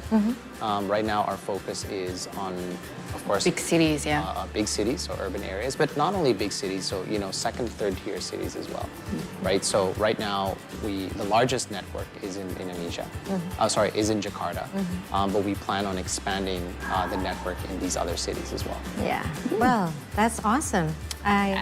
I mean, I just downloaded your app this morning, but I definitely look forward to exploring more because it seems that there's a lot of clicks that I need to do, especially to educate myself about the importance of clean air. Thank you so much, Nathan Rustandi, CEO and also co-founder of Nafas. Yes, and thank you for what you do. I hope more and more companies sign up for this and to better health of their employees and the people, stakeholders around them. Thank you. All right, we're going to take a little break. When we come back, we still have more news for you. Stay tuned.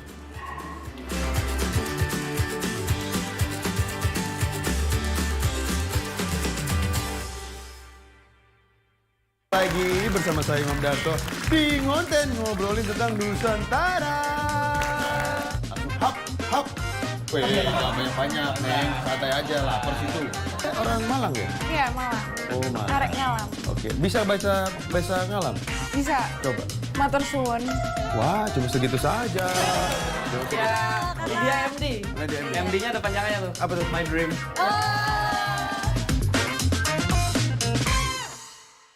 Welcome back to Theory of Everything. We will round out some of the biggest or craziest theories that have been circulating around the web and then stuck on your head, such as fan theories that audiences have about movies, shows, comics, or anything really. When the initial trailer for Doctor Strange 2, it was clear Wanda Maximoff held a prominent role in the film, though whether she'd play friend or foe to Benedict Cumberbatch lead remain in question.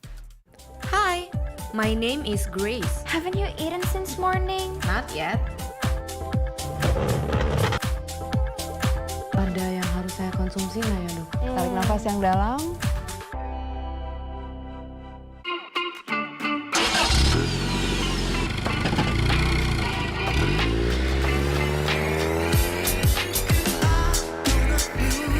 Cressida became a pioneer for luxury car makers from Europe such as BMW and Mercedes-Benz. The features of the car are timeless.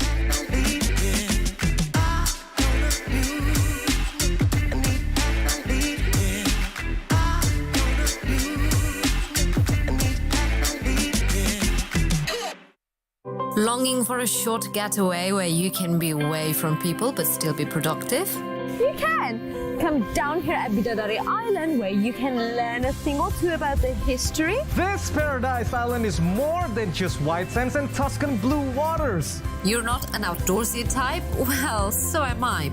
Don't be dismissive of the idea because we're gonna get in touch with nature and hopefully have fun while at it.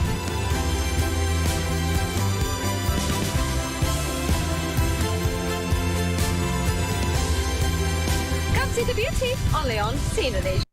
See the beauty only on See Indonesia. Hello and a very good afternoon to all of you. And for the next few hours, we'll bring you the latest from Indonesia, Southeast Asia, and around the world. With more of a whisper than a resounding clang, Greece has shed another restriction dating back to its painful financial bailout. Schools in Demak-Ujimsim, Central Java have become Taito Alba Owls conservationists. These barn owls are considered friends with farmers as they can help to prey on rats in rice fields.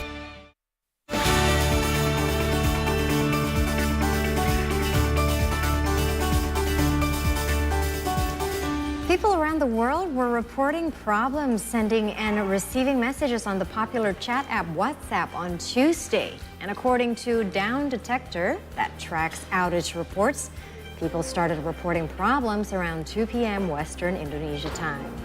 A WhatsApp spokesperson said the company is aware that some people are having trouble sending messages and restore the services in 2 hours. However, they did not give a reason for the disruption.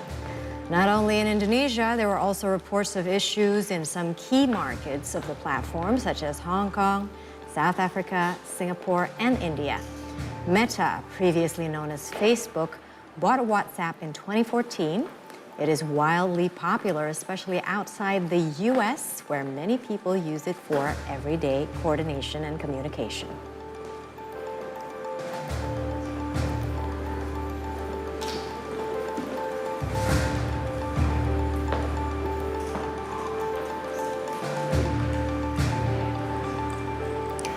Sad news from the U.S. An armed former student broke into a St. Louis high school Monday morning, fatally shooting a teacher and a teenage girl and wounding 6 others before the police killed him in a gunfight. The attack took place just after 9 a.m. at Central Visual and Performing Arts High School, forcing students to barricade doors and huddle in classroom corners. Some jumped from windows and ran out of the building to seek safety. One terrorized girl said she was eye-to-eye with the shooter before his gun apparently jammed and she was able to run out. Police Chief Michael Sachs said fast actions by a security guard along with police officers who ran to the gunfire helped end the shooting before more people were killed or hurt. On Monday evening, police identified the shooter as a 19-year-old Orlando Harris, who graduated from the school last year. Police said Harris did not have a possible motive, and it was not clear if anyone had been specifically targeted.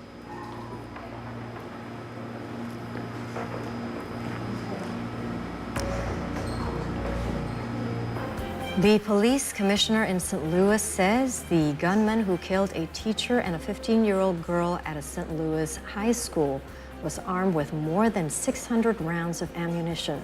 19-year-old Orlando Harris also left behind a handwritten note offering his explanation for the shooting. Police killed Harris in an exchange of gunfire. The suspect, in addition to the rifle, brought in a large quantity of ammunition.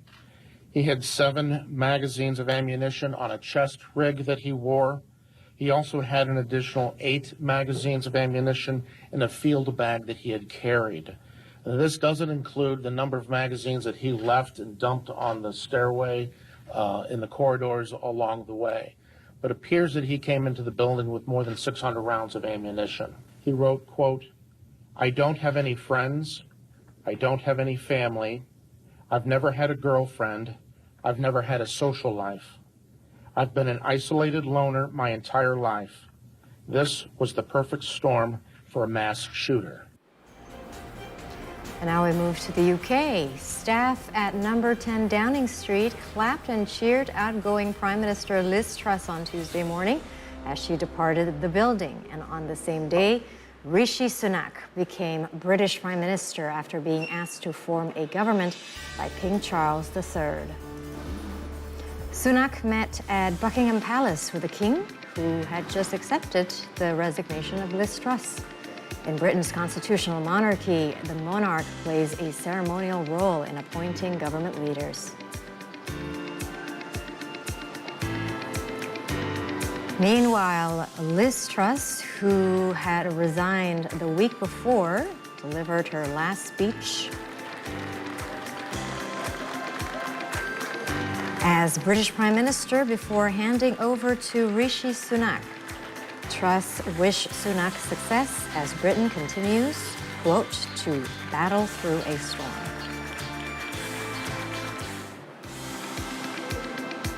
From my time as Prime Minister, I am more convinced than ever that we need to be bold and confront the challenges that we face. As the Roman philosopher Seneca wrote, it's not because things are difficult that we do not dare. It's because we do not dare that they are difficult. We simply cannot afford to be a low-growth country where the government takes up an increasing share of our national wealth and huge divides between different parts of our country. Rishi Sunak is seen by his party as a safe pair of hands it hopes will stabilize an economy sliding towards recession. Now, a head of a UK wine bottling firm has called for a return to economic stability.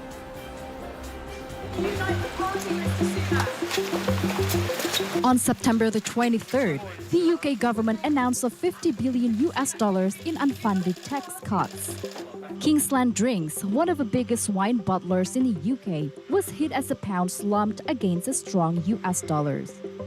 As a business which fundamentally imports a large quantity of the value of our product, obviously the importance of sterling strength has a big impact on terms of our overall market. Ultimately, we import about 20% of the wine that we actually sell in the UK is actually denominated in US dollar, either because it comes from the USA or because it comes from Chile or Argentina, which also we buy from them in US dollar.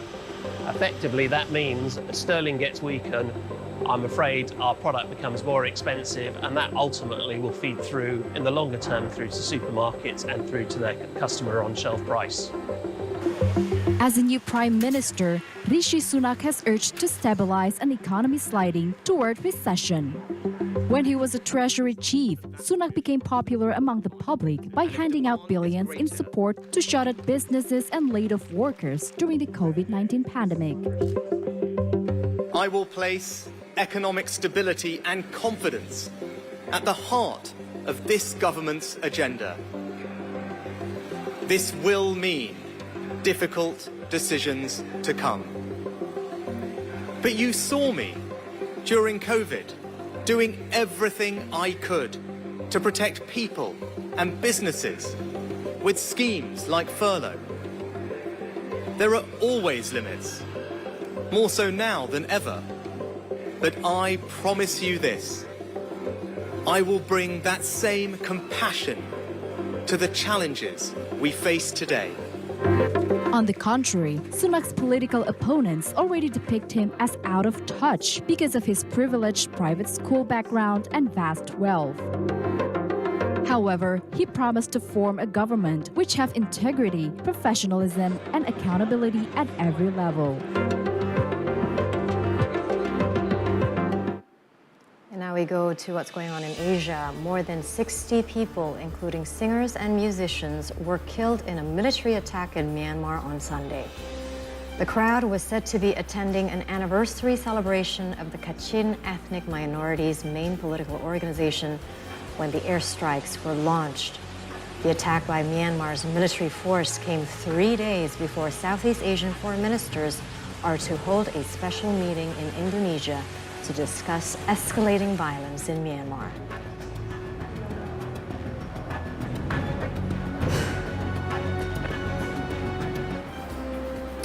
A Myanmar military airstrike on a celebratory gathering that killed more than 60 people on Sunday amounts to, quote, crimes against humanity that should be referred to the International Criminal Court. This is said by the Human Rights Watch on Tuesday. All of this, what we really, really want to see is more coordination efforts from countries that are concerned. We really, really need to see the UN Security Council step up. I mean, they really should be passing this resolution that enforces an arms embargo on Myanmar and at the very least refers the country situation to the International Criminal Court. I mean, just to be able to do that right now is like jumping through hoops. And that really shouldn't be the case, because it's very evident that war crimes are happening, that crimes against humanity are happening, that people are being blown up just for celebrating their own identity. On to a different story from the Philippines. Students in the Philippines wore hilarious anti-cheating hats to prevent them from looking at their classmates' papers while they're taking their midterm exams. As you can see in this picture, the engineering pupils wore the amusing hats made from recycled household materials, obscuring their peripheral vision. This is students at the Bicol University in Legazpi City, Albay Province, on October 17th. Some of the creations were seemingly thrown together at the last minute. For example, you've seen that there is a student wearing a bunch of egg cartons tied randomly in place. Marie Joy Mandane Ortiz, she's a professor of mechanical engineering at Bicol University College of Engineering, said that the idea, in her opinion, was really effective. It was implemented for recent midterm exams, which were sat by hundreds of students at the college in the third week of October. And the proud lecturer said she was happy that her students were so open to this gimmick, adding that nobody was caught cheating during the tests.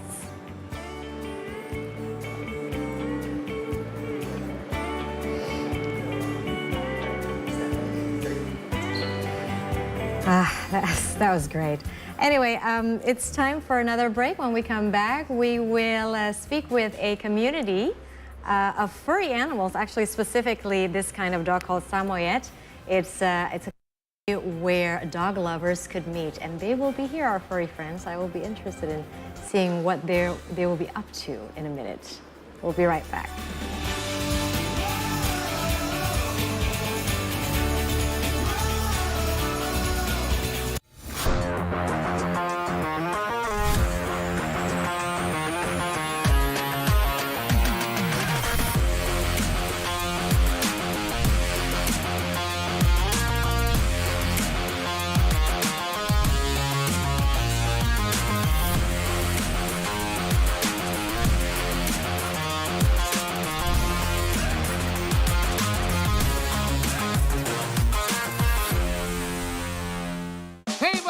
Welcome back to another episode of Buddy Talk with me, Paul Palelli. Let's say hello to Bebo in the buds. Hey guys! Oh, this is your assistant, Trey. Hi, my name is Palelli. For us, going like solo right now is like a refreshing. I'm actually not good at acting because I'm too real. Well, it's time for another Buddy Challenge. It's the only word I know.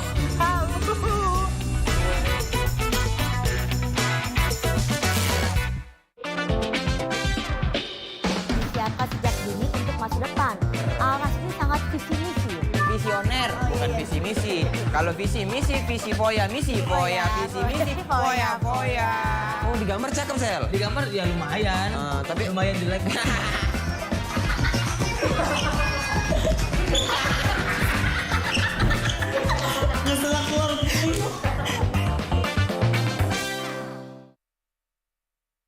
What makes a new place feels like home? I always believe it's about the people and the community.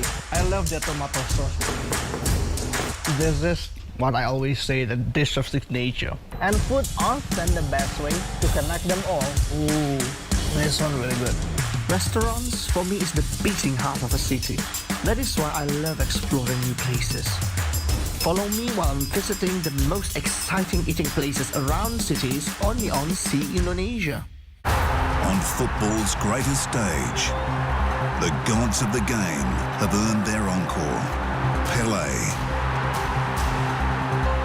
Beckenbauer, Cruyff, Maradona. It's the cup of hope, the cup of dreams. It's football's biggest prize on the greatest stage of all. Hello and a very good afternoon to all of you. And for the next few hours, we'll bring you the latest from Indonesia, Southeast Asia, and around the world. With more of a whisper than a resounding clang, Greece has shed another restriction dating back to its painful financial bailout. Schools in Demak regions in central Java have become Taito alba owls conservationists. These barn owls are considered friends with farmers as they can help to prey on rats in rice fields.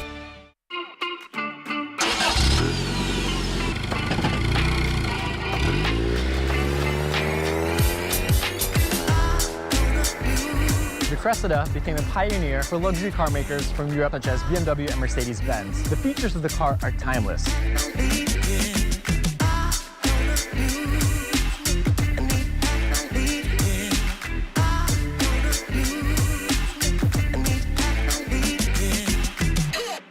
Apalagi bersama saya Imam Darto di Ngonten ngobrolin tentang Nusantara.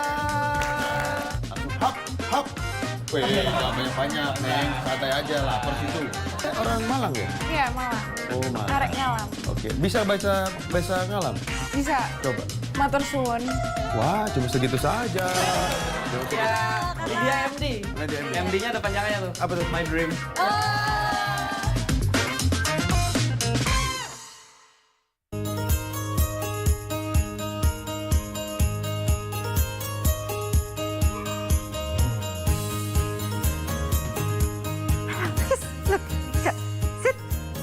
Lucas, come here. Sit. Sit. Sit. Lucas, sit. Good. Down. Good. Good boy. Yeah. Lucas, look. Come. Lucas, sit. Okay. No. Yeah, down. Roll. Roll. Oh, yo, yo. One more. Okay, I'm stick. No, I put here. Wait, no, wait. I said no, I said wait. Wait. No, wait. Wait. Wait. Okay, go. Good. Oh, yo. Oh, my goodness me. Okay, go. Okay. Sit. Sit. Up. Oh, adorable. Oh my God, Cookies. Hi, Argia. Hi, Cookies. Welcome to our studio. Have a seat. That was fascinating, and I couldn't get enough, but unfortunately, we have to say hello to them first. We do.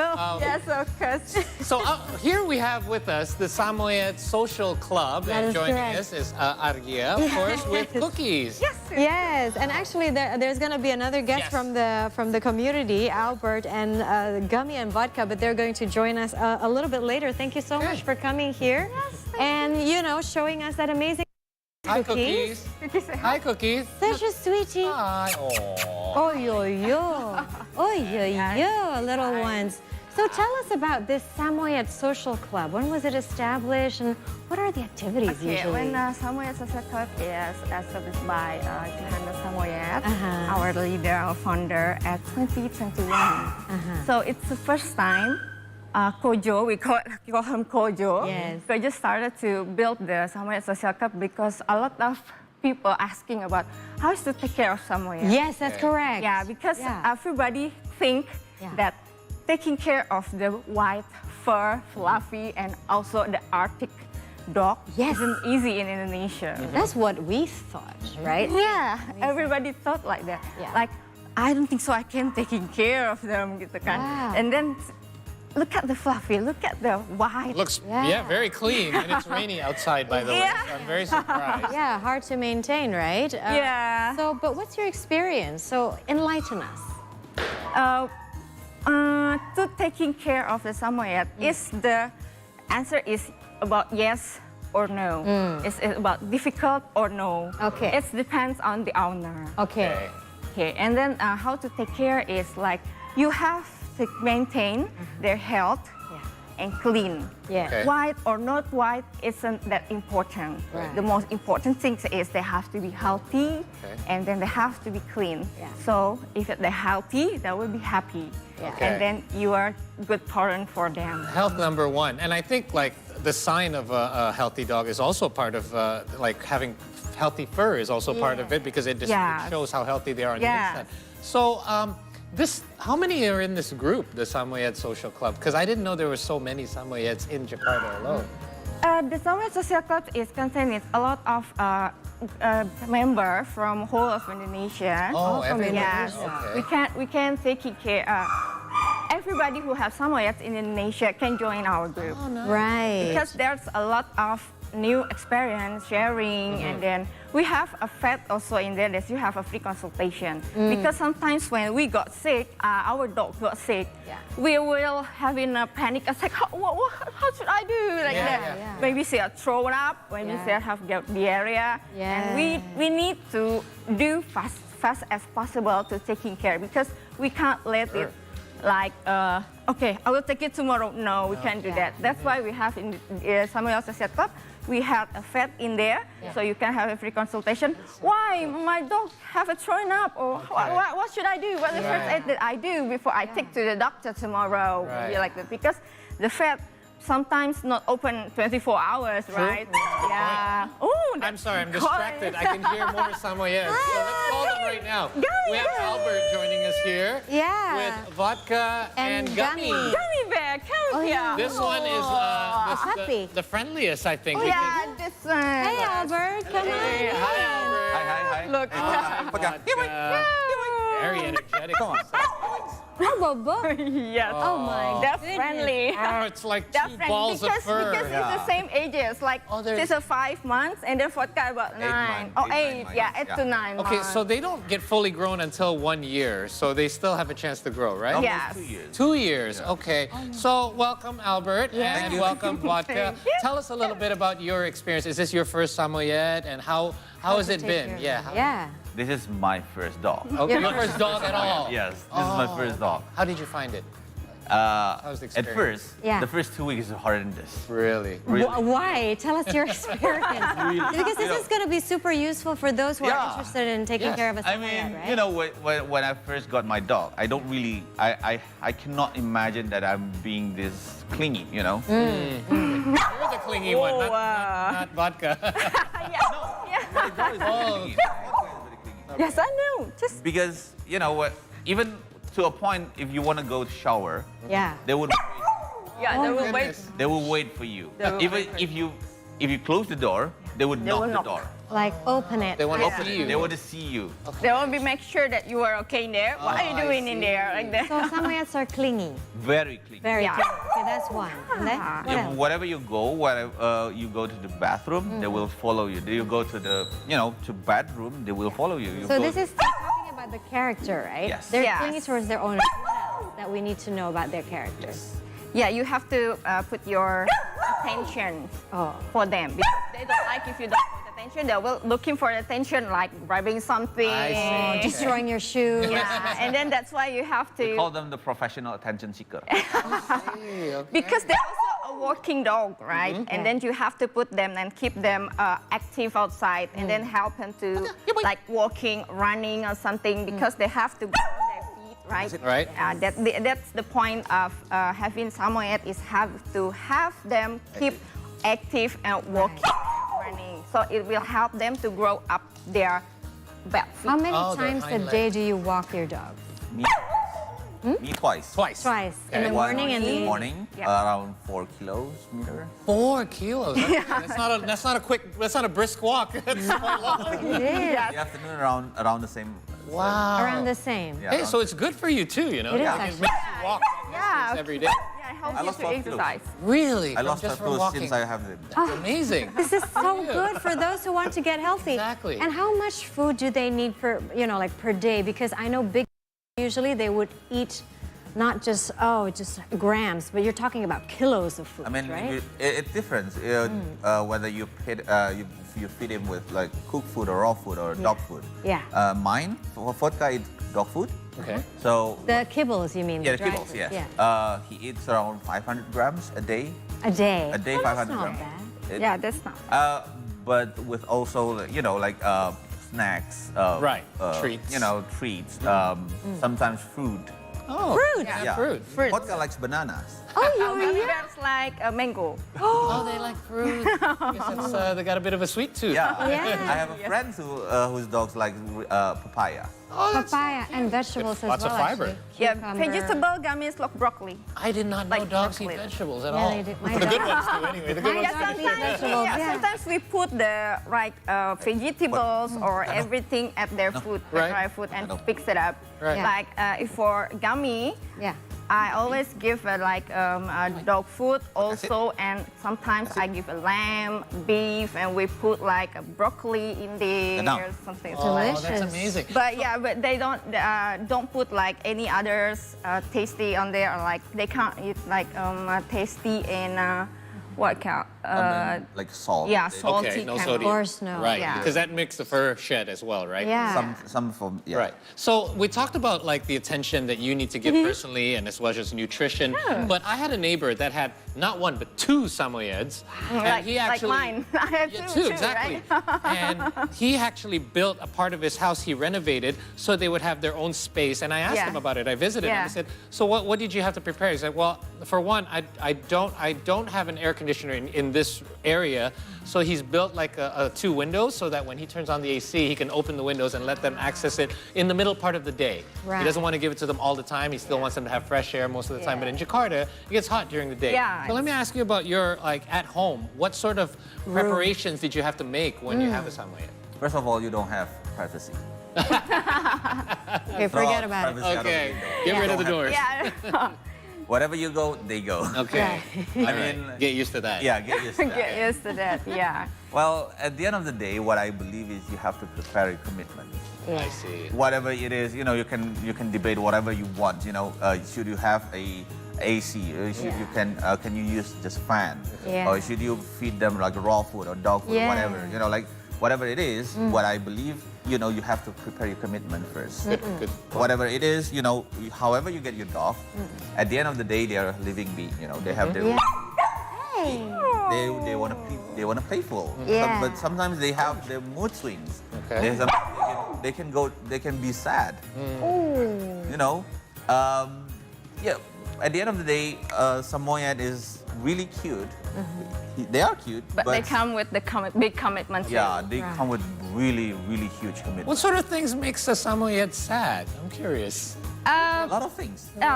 For gummies, if I go Yeah. and I know I'm not taking care Right. of them, right? I put it on in my house, right? And when I go, she will It's like complaining. yeah, complaining, and then when she start complaining, and I'm asking when I'm going out, I'm asking my handler at my house, how about them? He said, okay. No, it's gummies like sad and sometimes don't want to eat, sometimes Yeah. knocking my room, Yeah. even though she knows I'm not in there, right?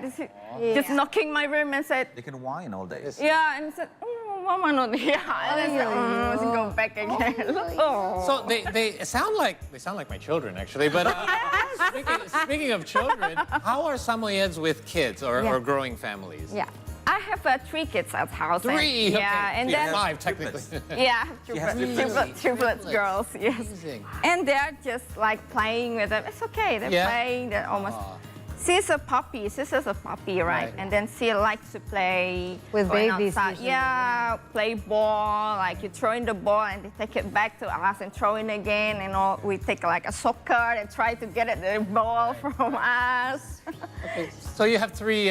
Well, I guess you have 3 dog sitters. At home. If you have 3 kids, the kids can take care of the dog. Oh my goodness. So how expensive or cheap? I can't imagine it's cheap to take care of a Samoyed. I heard it's a bit pricey. Yeah, like how much would you spend? I have 2 dogs, but clearly they're small. One is a local dog, one is a dachshund, right? Oh, It's just super manageable, right? Yes. Because when they eat, I would just buy them kibbles. Probably that would cost about 200, 300,000. Shorter walks. Shorter walks as well, but I also take them actually 3 times a day. Yeah.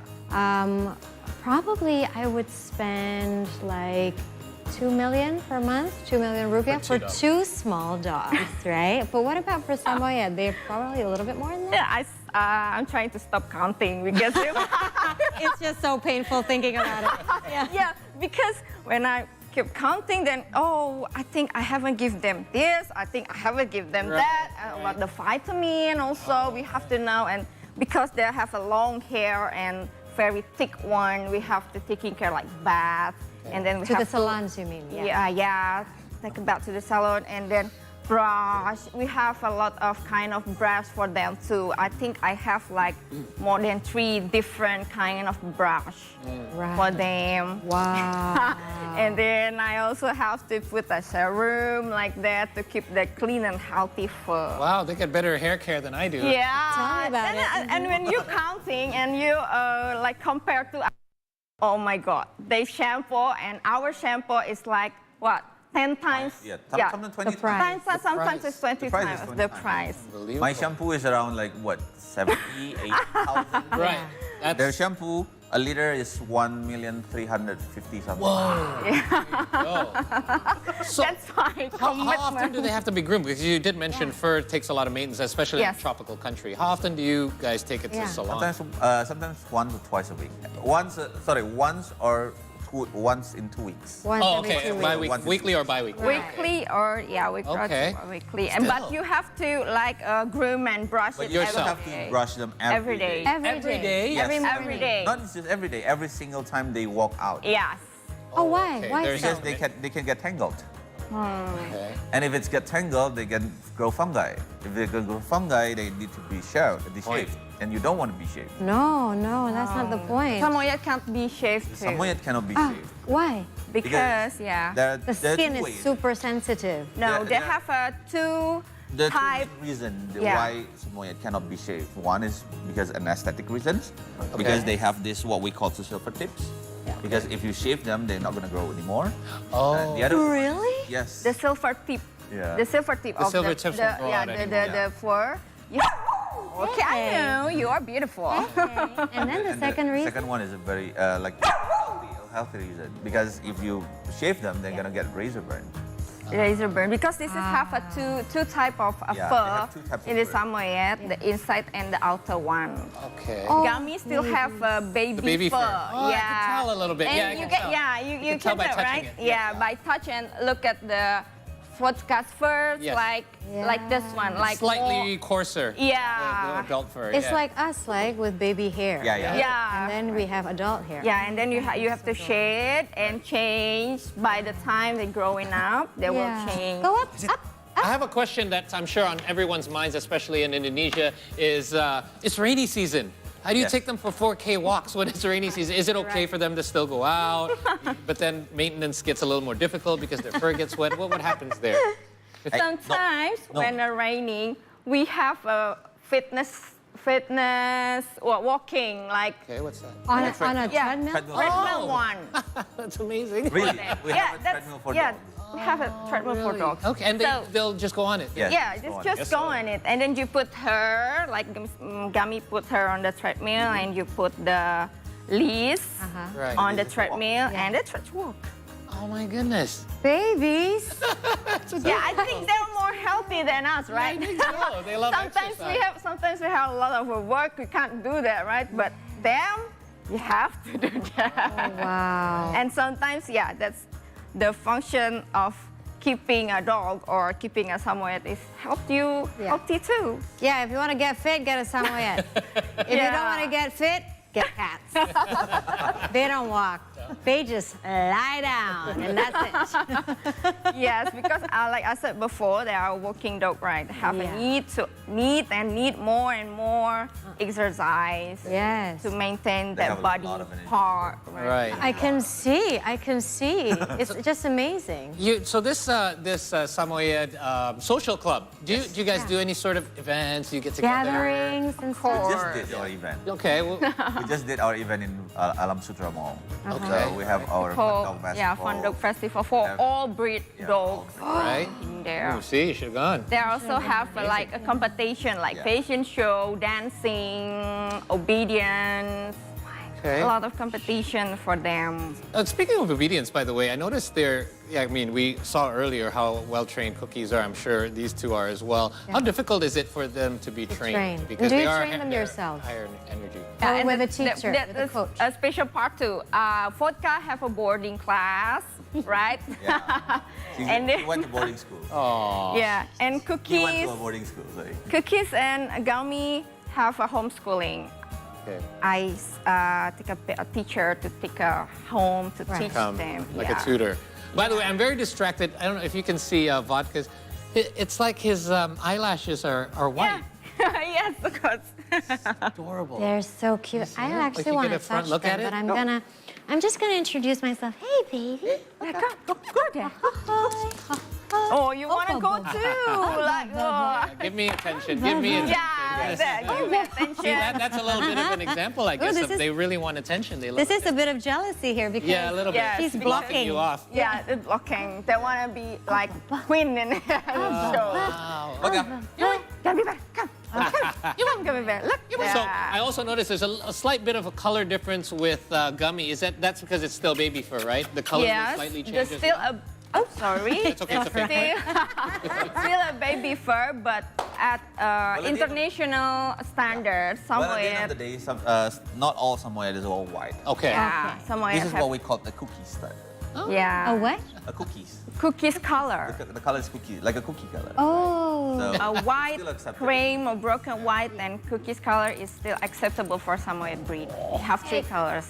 For me, it doesn't matter. Yeah. They're cute. Yes. As long as you love them, you know. Exactly. Oh, they're so huggable. Yeah, you can try to. Do they And sleep it's with you? heavy. Do they sleep with you? Mine is Sometimes now because I put them on the cage Right. in the night because they have to learn sometimes, so Yes, they some won't discipline. be. Yeah, they won't be like cranky. Right. Are they In the software? same room, but Yeah. he has their own. At their own bed. own bed. So it's like But- that. Yeah. But usually, would he actually hop onto your bed? Only in the morning to wake me up. Whoa. Same with Nice. some with Gummy Oh. because in the morning they will knock my door. It's always like 7 at 7. Like an alarm clock. Yeah, like Mine an is alarm clock. 4:30. Wow. goodness. Like at 7, Early they will riser. knocking, and they will try to hope, checking me. Are you wake up already? Like Yes. that. No, it is true though. It's like their timing is amazing because my dogs would know. Like when I wake up, and then my dachshund would be like, Yeah. waking me up. And also they would know, oh, it's 7 o'clock already, it's meal time, mama. So they would just start nagging me. And then 5 o'clock for their evening meal, they would be like, okay, it's time, it's time. Yeah, Their timing. So dogs can tell time, basically. Yeah, We just proved it right here. I think so. How do you guys travel? Because obviously you had to get here to the studio. How are they in the cars? Are they very well behaved? Well, Vodka can stay from Lembang to here without problem. Yeah. So around 3 hours. Yeah. Okay. So I've never been very long Yeah. before, more than that. But I've tried at least 3 hours. They 3 can hours. Still long enough. Yeah.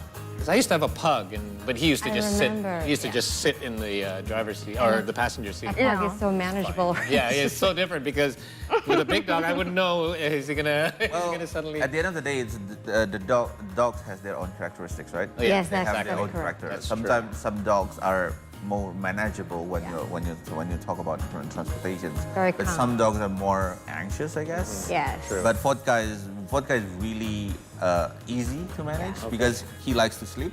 Yeah, he really likes to sleep. He can sleep anytime, anywhere. Right. Yeah, I heard that dogs actually sleep 16 hours per day. Really? They spend their time, like 16 hours, sleeping actually. So, as you said, right, Albert, it's about, each dog has different characters, right? So when they're puppies, how do you choose the ones that would fit your character or fit your need as a dog owner? That's What I would say, the one that click you. Yeah, that's called a chemistry. When I have a story background, that's a little bit emotional background when how to get a cookies with me. Yeah. Because before that, and when you believe that I'm a dog phobia. Oh, you were scared of dogs. Really, when I saw the dog, right, even though it's far away from me, I started panic attack. Like anxious or something. I can't. Oh my God, I can't say like that. And then one day my daughter's 6 and she doesn't want to eat, right? Yeah. And then my mother take them outside and she looked a dog, and then she started to eat. And my mom said, "I think you just had a dog." Oh my God, can I? Because I'm a dog phobia the first time. Yeah. I think I don't care because I know if I have to taking care of some dog, that's a long time commitment. Yes. Yeah, you have to be ready and also, first. you need to get over the fear first. Yes, it's bigger. That's the most important thing that I'm like, I think I can't. But I'm asking to my friends like, have you ever heard the samoyed? It's like, what is that? That's the first time I heard that. And then she sent me the pictures. Oh, this is a big cat. It's like, I think because I have a cat before. I have a 13 cat before. And she said, maybe you can know this breed. It's like, she sent me and said, oh, this is like my cat, the white one, and like the ears looks like a cat, right? True. And then okay. And she said, okay, I will borrow you. She said, borrow at the first time. My puppy, it's like, I have a puppy, a Samoyed puppy, and bring it to your house. And then if you are okay, and if the dog chooses you, you can take it. Wow. Seriously? Yes. So Cookies was originally Cookie? someone else's? Yes, at the first time. And then when he came to my house, I was like, I was like, this is the first time and this first experience. And you know, I'm so excited and scared, whatever in my head. And then when I said Cookies, I said, open the cage, and I'm sitting down. And surprisingly, he came into my lap. Oh, you. And the owner said, he chose you. You have to take it. Oh, you.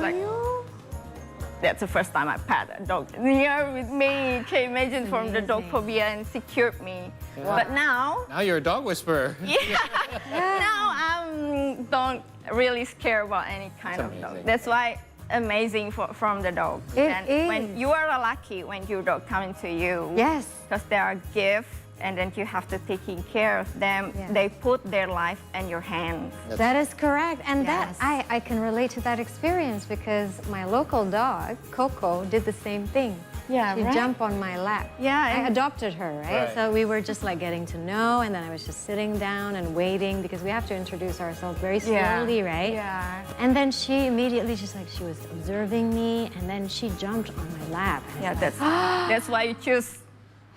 No need to think it, no need to have a lot of things in your mind, and I think they don't choose you. Yeah. That's amazing. That's amazing story for me. I guess you don't choose your dogs do choose you. That's true what they say. And by the way, I should commend your amazing effort by you for the sake of your daughter to get over your fear, to want to at least try to get over your fear. Otherwise, you wouldn't be down this journey. And thank you, Albert, for bringing by vodka as well. It's been great. I don't want you guys to leave. I want you guys to stay here for the rest of the day and hang out with us. It's been fun. And look how chill they are, by the way. I know. They wanted to like explore and they were curious, but look how calm they are. They're just, this is what they do in your house. They're super chill, and you can just cuddle them. They already get your attention, your hug, and okay, I'm the boss here. I can't sleep That's now. true. Here's my boss, that's for sure. So cute. But unfortunately, we need to have a break. Yes. But thank you so much, Argia. Thank you so much, Thank Albert. you so much. And these furry Thank you, babies. Vodka. Thank you. Welcome. Thank you. See you around. See you around. Get me? Okay. We'll be right back. Oh, give me a hug. Ay-yo-yo. Oh. Ay-yo-yo. Oh my God. I just can't. She can't sing. She can't count.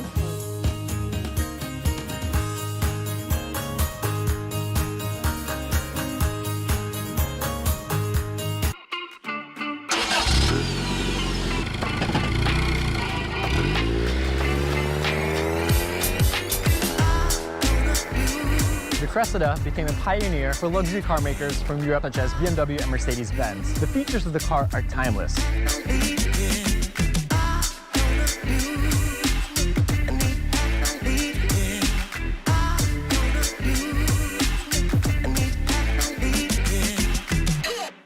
Apalagi bersama saya Imam Darto di Ngonten ngobrolin tentang Nusantara. Hap, hap. Wih, nggak banyak-banyak, Neng. Santai aja, lapar situ. Orang Malang ya? Iya, Malang. Oh, Malang. Arek ngalam. Oke, bisa baca bahasa ngalam? Bisa. Coba. Matur suwun. Wah, cuma segitu saja. Ya, dia MD. MD-nya ada panjangannya tuh. Apa tuh? My dream.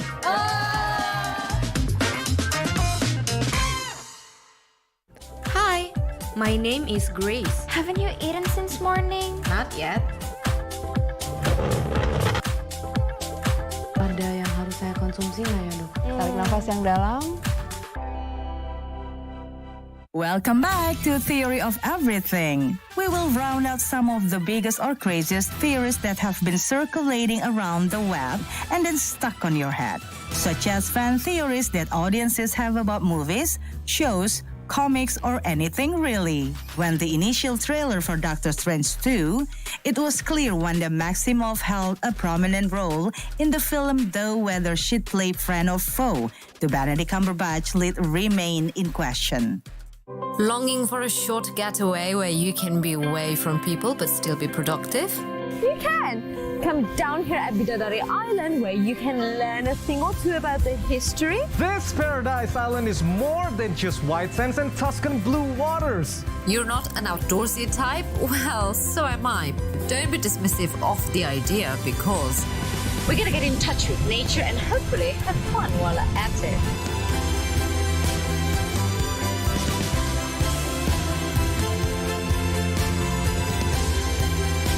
See the beauty only on See Indonesia. Come see the beauty only on See Indonesia. Hello and a very good afternoon to all of you. And for the next few hours, we'll bring you the latest from Indonesia, Southeast Asia, and around the world. With more of a whisper than a resounding clang, Greece has shed another restriction dating back to its painful financial bailout. Schools in Demak-Kujins in Central Java have become Taito Alba Owls conservationists. These barn owls are considered friends with farmers as they can help to prey on rats in rice fields.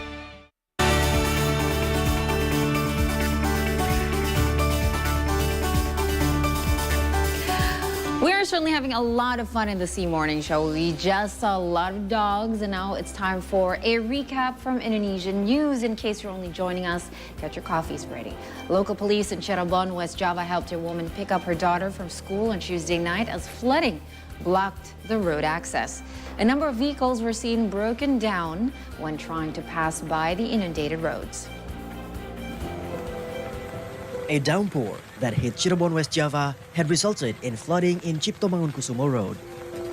A number of vehicles broke down when trying to pass by the road. Kendaraan-kendaraan yang melintas tadi sempat tidak bisa berjalan dan juga ada beberapa kendaraan yang mogok dan akhirnya untuk jalan Cipto kita putuskan kita lakukan rekayasa dengan cara kendaraan-kendaraan kita putar balikan tidak bisa melintas jalan Cipto. Police helped a motorist pick up her daughter from school as flooding blocked the road access.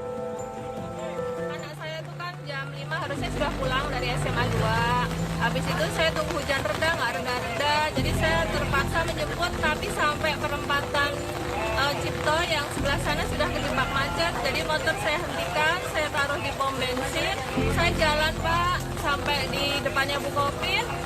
Saya sudah limpung sama anak saya, jadi alhamdulillah ada Bapak Kapolres dan timnya, saya ditolong Pak, saya dievakuasi ke Bang Bukopin. Selanjutnya anak saya dicari Pak sama Pak Kapolres dan tim. Alhamdulillah sekarang sudah ketemu anak saya. The downpour had been predicted earlier by Cirebon Meteorological, Climatology and Geophysics Agency. See Today contributor reporting from Cirebon, West Java. And more from Indonesia, the Greater Jakarta Police investigated former West Sumatra Police Chief Inspector General Teddy Minahasa on Tuesday. Minahasa underwent 6 hours for allegedly coordinating the sale of narcotics weighing 41.4 kilograms.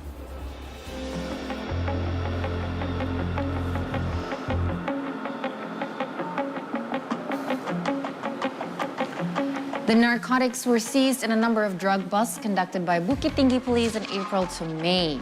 Minahasa, however, denied the accusation, adding that the narcotics should have been destroyed in June. Meanwhile, Minahasa's lawyer, Hotman Paris Hutapea, revealed that his client's aide reported a decline in the narcotics weight to 39.5 kilograms. Hutapea denied the aide's claim regarding the sale of 5 kilograms of methamphetamine. Jadi itu berita bohong yang mengatakan bahwa dicampur dengan tawas. BAP hari ini mulai membuka tabir. Tapi tentu kita belum bisa ngomong siapa otaknya. Pesan saya kepada LPSK agar menolak permohonan justice kolaborator dari saudara ex-Kapolres Bukit Tinggi, saudara Dodi, dan si wanita pengusaha bernama Anita atau Linda. Karena diduga justru mereka lah yang konspirasi, yang menjatuhkan sekarang Kapolda yang sedang bersinar karirnya.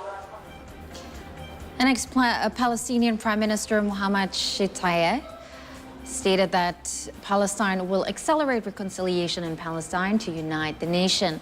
He also thanked Indonesia as the country always supports the two-state solution on Palestine-Israel conflict. On Tuesday evening, Palestinian Prime Minister Mohammad Shtayyeh ends his official visit, a state visit in Indonesia.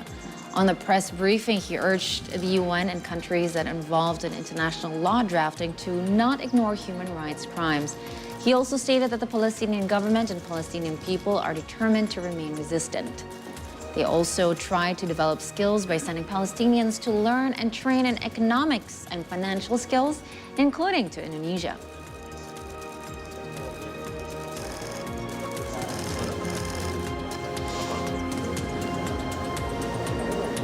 All right, those were a recap from our local news from Indonesia, and we're up for another show break. In the meantime, don't forget to follow our social media accounts if you haven't already. We're on Instagram, Twitter, YouTube, at See Today News. Stay tuned for more.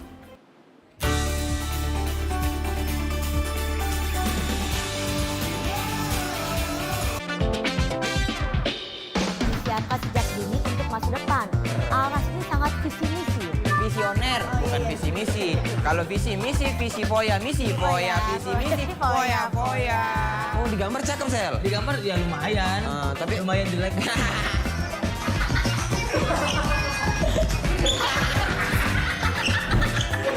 Ngeselak keluar.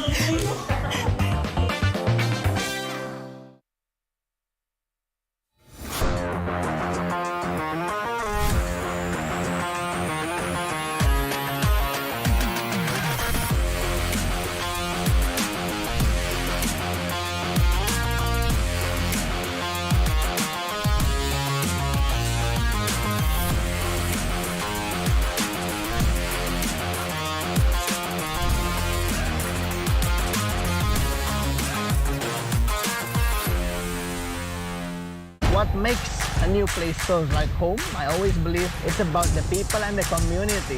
I love the tomato sauce. This is what I always say, the dish of signature. And food often the best way to connect them all. Ooh, this one really good. Restaurants, for me, is the beating heart of a city. That is why I love exploring new places.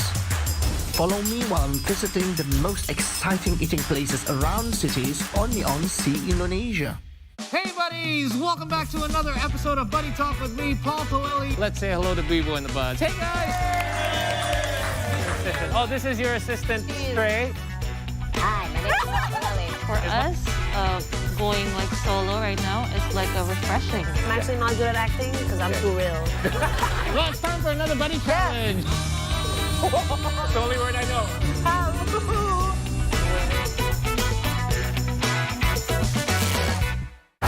On football's greatest stage, the gods of the game have earned their encore.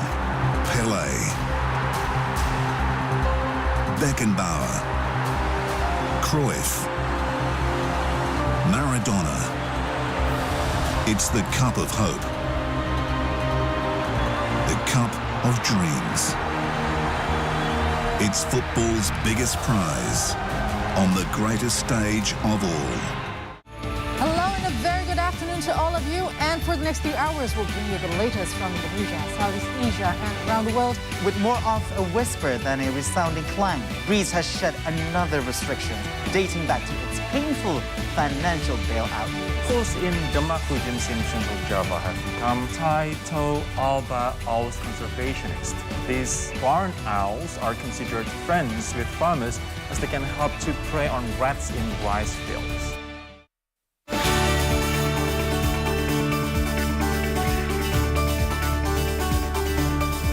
Yeah, I'm dancing because I'm happy because we're talking a lot more about pets. This time, not dogs, but cats. Keeping cats might be nothing out of the ordinary, right? But imagine keeping dozens like the following doctor in the following story. Most of her cats are adopted, non-breed strays, and she hopes that people would stop discriminating between breed and non-breed cats.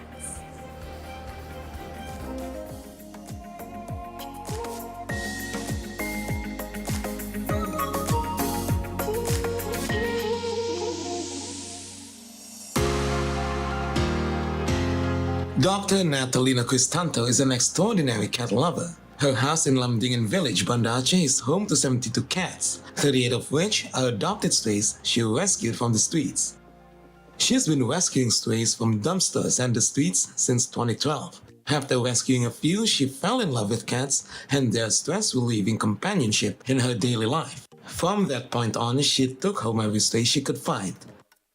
Karena kita punya rasa iba juga ya terhadap kucing-kucing di jalanan. Awalnya sih sebetulnya mulai di tahun 2012 waktu itu. Anak pulang sekolah, dia bawa kucing, anak kucing. Kondisinya sakit parah, terusnya mereka masih kecil-kecil dan kayaknya masih butuh induk untuk nyusu gitu kan. Kemudian di situ saya coba untuk obatin, untuk belajar juga gitu kan. Ketika mereka sembuh, jadi ada suatu perasaan yang gimana ya, bahagia gitulah, perasaan senang. Terusnya merekanya dekat dengan kita juga. Nah, karena itulah awal mulanya. Jadi ketika jalan lagi nanti ketemu lagi anak kucing di jalanan dengan kondisi yang sakit atau yang gimana, itu pasti kita bawa pulang lagi gitu. Akhirnya lama-lama kan jadi banyak. Kalau dulu begitu mereka sembuh kita lepasin lagi di luar rumah. Nanti datang kasih makan, kalau enggak ya udah. Cuman pas hujan besar kita mikir dia tidurnya di mana, terus udah gitu dia cari makan kemana. Karena kalau kita di sini kasih makanannya kan makanan khusus kucing. Jadi bukan mereka ngais-ngais sampah atau kita kasih nasi gitu, enggak. Jadi kita mikir nanti setelah itu mereka makannya gimana gitu kan. Jadi ya udahlah, habis itu enggak kita lepas lagi. Jadi mulai ditampung di sini. Akhirnya jadi banyak kucing-kucing kampungnya. Dulu fokusnya hanya kucing kampung. Kemudian di tahun 2017 baru mulai pelihara kucing ras. Karena waktu itu kan kita hanya fokus pelihara kucing kampung, ambil lagi kucing kampung di jalanan. Untuk biaya pengobatannya juga kan lumayan. Kemudian mereka juga kan kita vaksin. Dan kalau kucing kampung ini setelah besar saya nggak biakin mereka, nggak dibiarin kawin. Karena kalau biarin kawin, bentar-bentar kawin, tambah banyak di sini, di jalan sana kita nggak bisa bawa pulang lagi. Saya lebih mikirnya udah biar yang di sini kita steril, kita kebiri, nanti di jalan kita bisa bawa pulang lagi ke sini. Gitu. Jadi ini rata-rata udah pada dikebiri semua yang besar-besar. Nah untuk biaya itunya, waktu itu masih dari sendiri kan, terus karena berat mikirnya, nah mulailah pelihara kucing ras. Kalau kucing ras kita bisa istilahnya lepas adopsi sama orang, nanti ganti pakan, ganti pasir, atau nggak ada yang ganti uang. Kemudian bisa kita ikutkan kontes-kontes juga, nanti hadiahnya apa yang didapat, itulah untuk menghidupi mereka-mereka ini. Her pets have won several local, national, and international contests, with the winnings serving to cover feed and grooming costs. Ya bukan yang gimana ya, pokoknya yang masih bisa kita upayakan untuk sembuh lah, untuk sehat kembali. Kalau yang kelihatannya udah nggak ada harapan, ya paling saya cuma kasih makan di jalan aja, habis itu saya tinggal. Karena saya mikir kan di rumah juga banyak kucing-kucing lain. Saya khawatir nanti ketika saya bawa mereka, terus mereka sakit parah, virus bisa menularkan ke yang lain, yang sehat pada mati jadinya kan.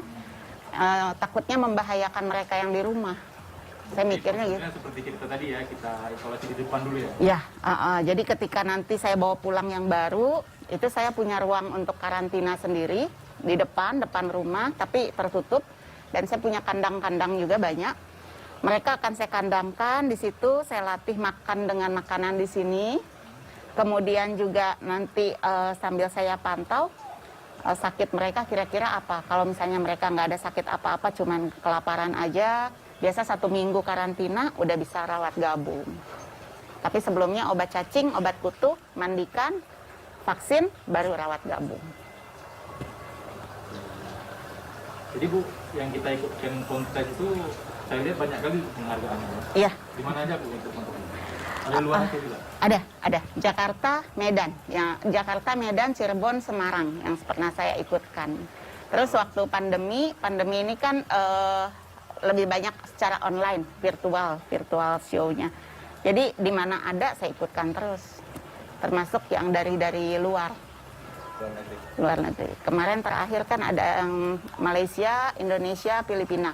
Nah itu saya ikutkan juga. Juara. Satu dong. Ada di depannya? Ada. Jadi kan ada beberapa kategori dan dibagi per kelas gitu. Jadi kebetulan saya punya yang di kategori 2 jagoannya, ya memang itu selalu menang gitu. Terus kayak tadi di dalam ada satu yang buta, itu pun selalu menang kalau dikonteskan untuk di kelas disability. Kan biasanya ada kelas disability, itu selalu menang juga. Kemudian si Maci yang tadi, itu udah sampai sebelum pandemi saya bawa ke Medan. Dan juara juga di Medan, juara 1 untuk kategori kelas short hair, bulu pendek. Kalau lomba virtual itu caranya gimana Bu? Foto atau gimana? Pakai Zoom. Pakai Zoom.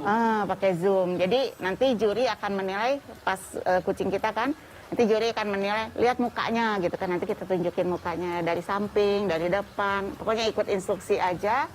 Terus nanti coba digendong, coba di ini bulunya, biasa bulunya kan disuruh sibak gini, kayak gitu. Kesehatannya terusnya playful, mau diajak bermain. Ini kekenyangan semua. Oke, jumlah keseluruhan di sini berapa banyak? Saat ini ada 72 ekor. Dan kucing kampung khususnya? Kucing kampung ada 38 ekor. Lainnya? Lainnya itu kucing ras. Kucing rasnya sendiri saya ada sekitar 11 ras. Persian, eksotik, Bengal, Abyssinian, American Coll, kemudian Turkish Angora, Sphinx, Maine Coon, lebih kurang 11 ekor, Manskin juga. Natalina said keeping cats doesn't interfere with her job as a general practitioner in Malaysia. She continues to shower them with love and care. And on the occasion of the World Cat Day, she hopes only for one thing, the end of discrimination towards non-breed cats. Iya, pas hari ini bertepatan dengan Hari Kucing Sedunia. Jadi kalau buat saya, apapun kucingnya, yang penting kembali ke niat kita. Kayak misalnya kucing kampung juga, kebanyakan orang mendiskriminasi ya, secara tidak langsung diskriminasi antara kucing kampung dengan kucing ras. Nah ini contohnya adalah kucing kampung, dia vaksin sudah lengkap, saya sudah steril juga, dan dia udah ikut kontes kemana-mana. Terakhir 2019 dia ikut kontes ke Medan, juara juga. Sebelum ini di bulan Februari lalu, kita di Plaza Aceh, dia jadi juara umum juga gitu. Jadi yang namanya kucing, biar dia kucing kampung, asal kita rawat dengan baik, asal kita beri perhatian bagus, hasilnya juga pasti akan bagus dan tidak kalah dengan kucing-kucing ras. Kucing ras yang bagus sekalipun, yang mahal sekalipun, ketika kita nggak bisa rawat, akan jadinya lebih jelek dari kucing kampung malah. See today contributed reporting from Banda Aceh. Lovely people with lovely hearts. And now we're going for a quick break, but when we return, my colleague Paul will return to give you a recap from the world of sports.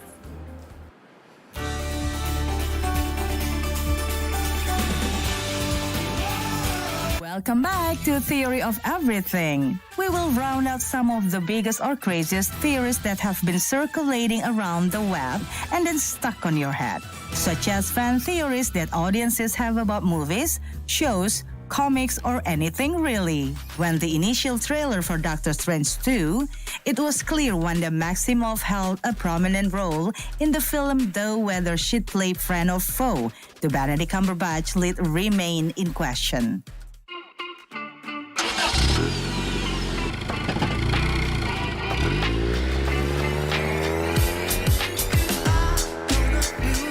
The Cressida became a pioneer for luxury car makers from Europe such as BMW and Mercedes-Benz. The features of the car are timeless.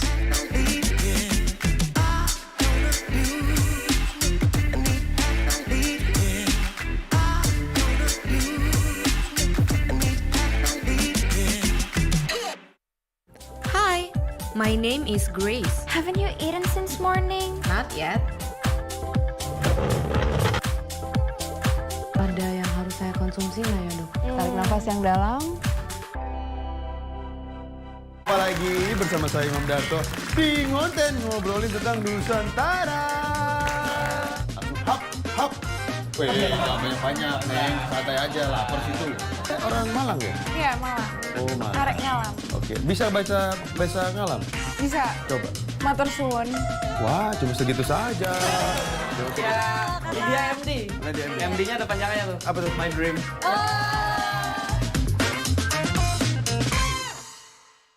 Longing for a short getaway where you can be away from people but still be productive?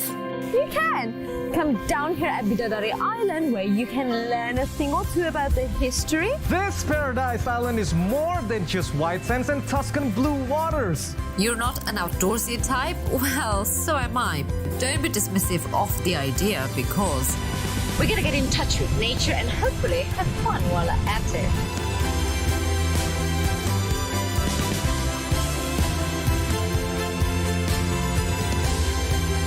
Come see the beauty only on See Indonesia. Come see the beauty only on See Indonesia. Hello and a very good afternoon to all of you. And for the next few hours, we'll bring you the latest from Indonesia, Southeast Asia, and around the world. With more of a whisper than a resounding clang, Greece has shed another restriction dating back to its painful financial bailout. Locals in Demak Regency in Central Java have become Taito Alba owls conservationists. These barn owls are considered friends with farmers as they can help to prey on rats in rice fields.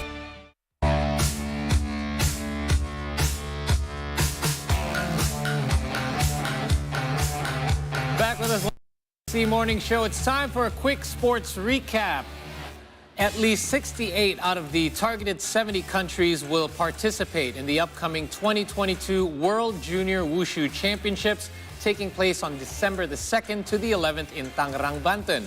With the theme Road to Olympics this year, the athletes competing in the event are preparing themselves for the upcoming Junior Olympics and hoping that Wushu will officially be competed in the 2028 Los Angeles Summer Olympics.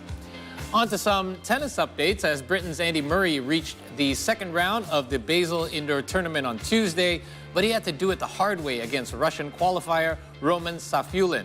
Safulin raced to a 4-1 lead in the decider, but Murray was able to reel off 5 games in a row, and after that to complete a 6-7, 6-3, and 6-4 victory after 2 hours and 40 minutes on the court. From tennis, let's move on to some basketball news now from the NBA as Ja Morant and Desmond Bane each scored 38 points to lead the Memphis Grizzlies to a 134-124 victory over the Brooklyn Nets on Monday night. On the other end, Kevin Durant tallied 37 points, 5 rebounds, and 4 assists for the Nets, while Kyrie Irving added 37 points as well, along with 8 rebounds and 5 assists in the losing effort. And after the game, the Grizzlies have improved to 3-1 on the season, while the Nets fall to 1-2. And on to other NBA-related news as the Portland Trail Blazers defeated the Denver Nuggets 135-110. Damian Lillard led all scorers with 31 points, 6 rebounds, and 8 assists for the Trail Blazers, while Anthony Simons added 29 points, along with 5 assists in the victory. Meanwhile, Aaron Gordon scored 26 for the Nuggets, and Nikola Jokic, who had consecutive triple-doubles in Denver's 2 previous games, got into foul trouble early on and only finished with 9 points, 9 rebounds, and 9 assists. All right, it's time now for us to check out the MVP as selected by you, our most valuable play, and here it is.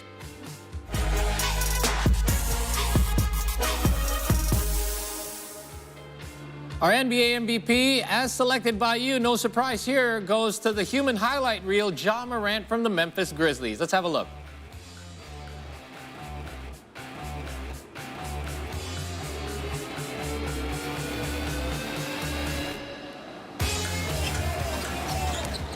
And always plenty to choose from a Ja Morant highlight reel, and this one is no different as Ja Morant goes in for the finish there with the left hand. What an amazing grab. The throw was a bit off the mark, but no matter as Ja Morant skies high and reaches up and throws it down with his offhand.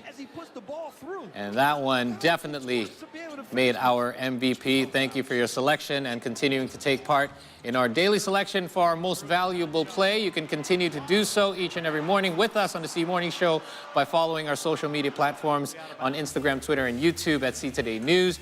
And you can send us your votes, which we will tally and announce and show you our winner in our sports recap every morning. In the meantime, we have the last bit of news here, also basketball related, but from off the court, as a Russian court on Tuesday rejected an appeal by U.S. basketball star Brittany Griner of her 9-year prison sentence for drug possession. Griner was not at the Moscow Regional Court hearing, but she did appear via video link from a penal colony outside the capital, where she's currently being held.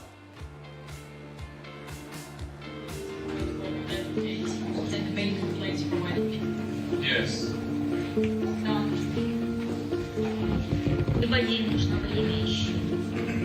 So some additional complaints were transferred to you later. Have you had a chance to get familiar with what their appeal is, what they issued to the court?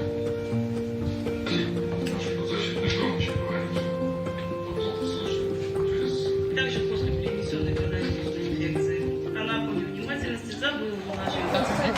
Комментарии не меняются. Это, безусловно, противоречит, практически всей нам известно существующей судебной практике на этот счет. Соответственно, по дальнейшим шагам мы должны, конечно, с Бритни это все обсудить. Там будем мы дальше подавать жалобу, не будем. Нам нужно, наверное, все средства правовой защиты, доступные нам, использовать. Но, тем не менее, это будет ее решение. It is honestly tragic that Ms. Griner had to spend her birthday last week in a Russian prison rather than at home with her family and on the basketball court with her teammates. Nothing in the previous sentence, nothing in the result of today's appeal changes the fact that the United States government considers Ms. Griner to be wrongfully detained. Один день еще не забуду. За 1,5 дня буквально показания с проекта экономии общего режима. В остальном приговор суда оставить без изменений. Давайте 17 пришло здесь. Сначала скажите, что приговор изменился. For the decision for first instance. We are not involved in any negotiations. We do not know any details. So we have no comments regarding this swap.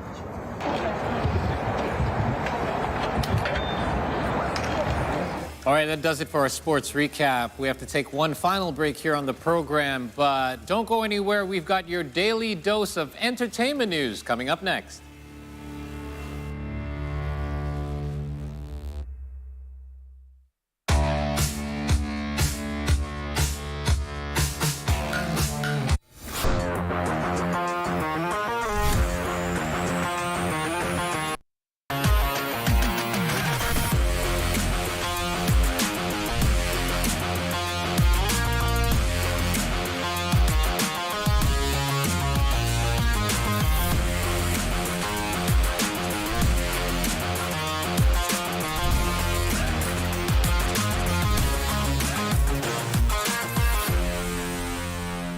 What makes a new place feels like home? I always believe it's about the people and the community. I love the tomato sauce.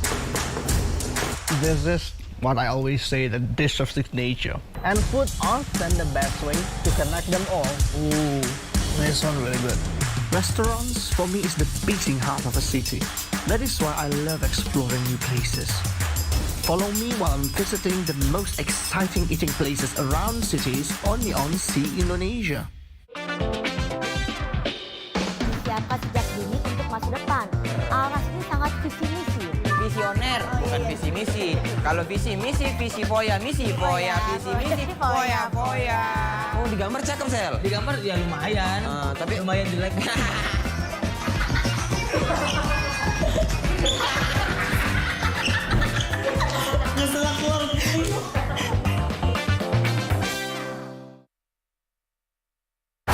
On football's greatest stage, the gods of the game have earned their encore.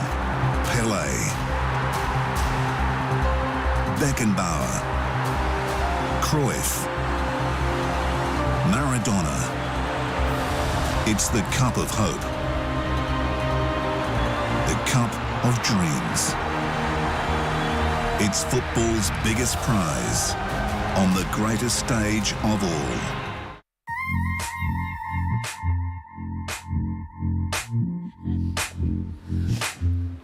Hi everyone, time for some entertainment news, and either you have just seen this or you're probably about to go see it. Black Adam, a superhero adventure starring Dwayne Johnson, is a villain who promises to change the hierarchy of power in the DC universe, towered in the box office.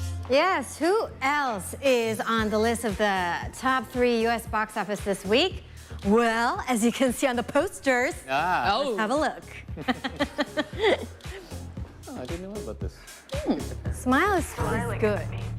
Paramount Pictures' Smile sits in a number 3 on this week's U.S. box office. The film continued to defy the typical declines for horror release, with $8.4 million in its 4th week of release. Smile came in 3rd and boosted its overall domestic sales to $84.3 million. Oh, come on. You've got to be kidding me. Next on the list is Ticket to Paradise. The Bali-set romantic comedy starring Julia Roberts and George Clooney proved smart counter-programming. It's the worst 19 years of my life. The Universal Pictures release debuted with $16.3 million, well above recent sales for rom-coms which have struggled in recent years at the box office. Well, you owe me one. I told you I was going to go get her. In 4 days' time. Our daughter's going to marry a guy she just met millions of miles from home. Excuse me. On top of U.S. box office this week is Black Adam. Opened with an estimated $67 million on Sunday, handing Dwayne Johnson his biggest box office weekend as a leading man and launching the DC Comics character he spent a decade to bring to the big screen. Black Adam was a $200 million bid to upset power balance in a DC extended universe dominated by the likes of Batman, Wonder Woman, and Superman. Before innocent people start. The $67 million debut fell well shy of that stratosphere, even with a considerable draw of Johnson acting in his first superhero movie. Negotiate your peaceful surrender. Still, Black Adam managed the highest opening weekend since Thor: Love and Thunder debuted with $143 million in July. Nor do I surrender. Adam. Well, this is a spoiler. Do you like spoilers? No, like spoilers? No. But the social media has already spoiled it everywhere. Really? So he actually had a cameo. Henry Cavill posted on social media on Monday that he is back as Superman, following his cameo in the post-credits scene on Black Adam. Thank you so much for the spoiler. I was ready to watch the movie. Open on Friday to $140 million worldwide. Now, aren't you back? Cavill is finally Superman again. Yes, and I'm also glad that I know now, so I can watch all the way past the credits. So I'll wait for that scene. Anyway, Cavill said thank you to all of his fans and promises that his performance will be rewarded. Oh, sweet. I wanted to wait until the weekend was over before posting this because I wanted to give you all a chance to watch Black Adam. But now that plenty of you have, I wanted to make it official that I am back as Superman. And the image you see on this post and what you saw in Black Adam are just a very small taste of things to come. So there's a lot to be thankful for, and I'll get to that in time. But I wanted to thank you guys most of all. Thank you for your support, and thank you for your patience. I promise it will be rewarded.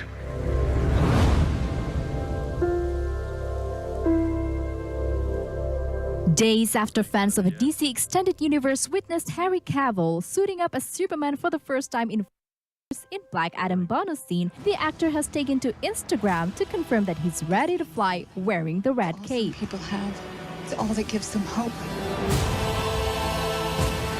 People hate what they don't understand. The actor filmed his last scenes as Superman, a role inherited from Christopher Reeve among others, starting with the 2013's Man of Steel and continuing in 2016's Batman vs. Superman: Dawn of Justice, during the reshoots for Joss Whedon's theatrical version of 2017's Justice League and the 2021's Zack Snyder's Justice League. Since then, the Man of Steel has been spotted only fleetingly in the DCEU and never with Cavill in the costume. His tracks. The 39-year-old actor gave no further detail, but he did thank the fans for the enthusiastic response to his return as the last son of Krypton. To close his statement on Instagram, Cavill said thank you for your support and thank you for your patience, and added, I promise it will be rewarded. But in time, they will join you in the sun. In time, you will help them accomplish wonders.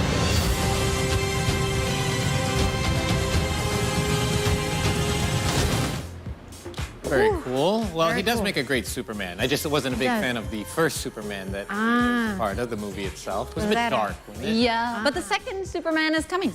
Yes. Yay. Well, looking forward to it. Yep. And unfortunately, that's about all the entertainment news we have for now because we're out of time. It's been 3 hours since you've welcomed us into your homes this morning. Thank you so much for tuning in.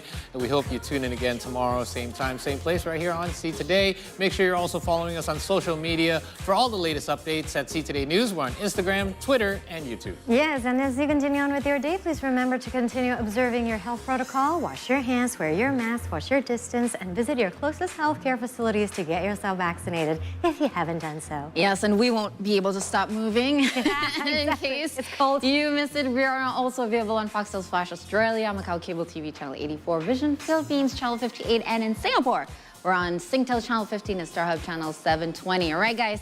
See Indonesia, see the world, see today. Bye.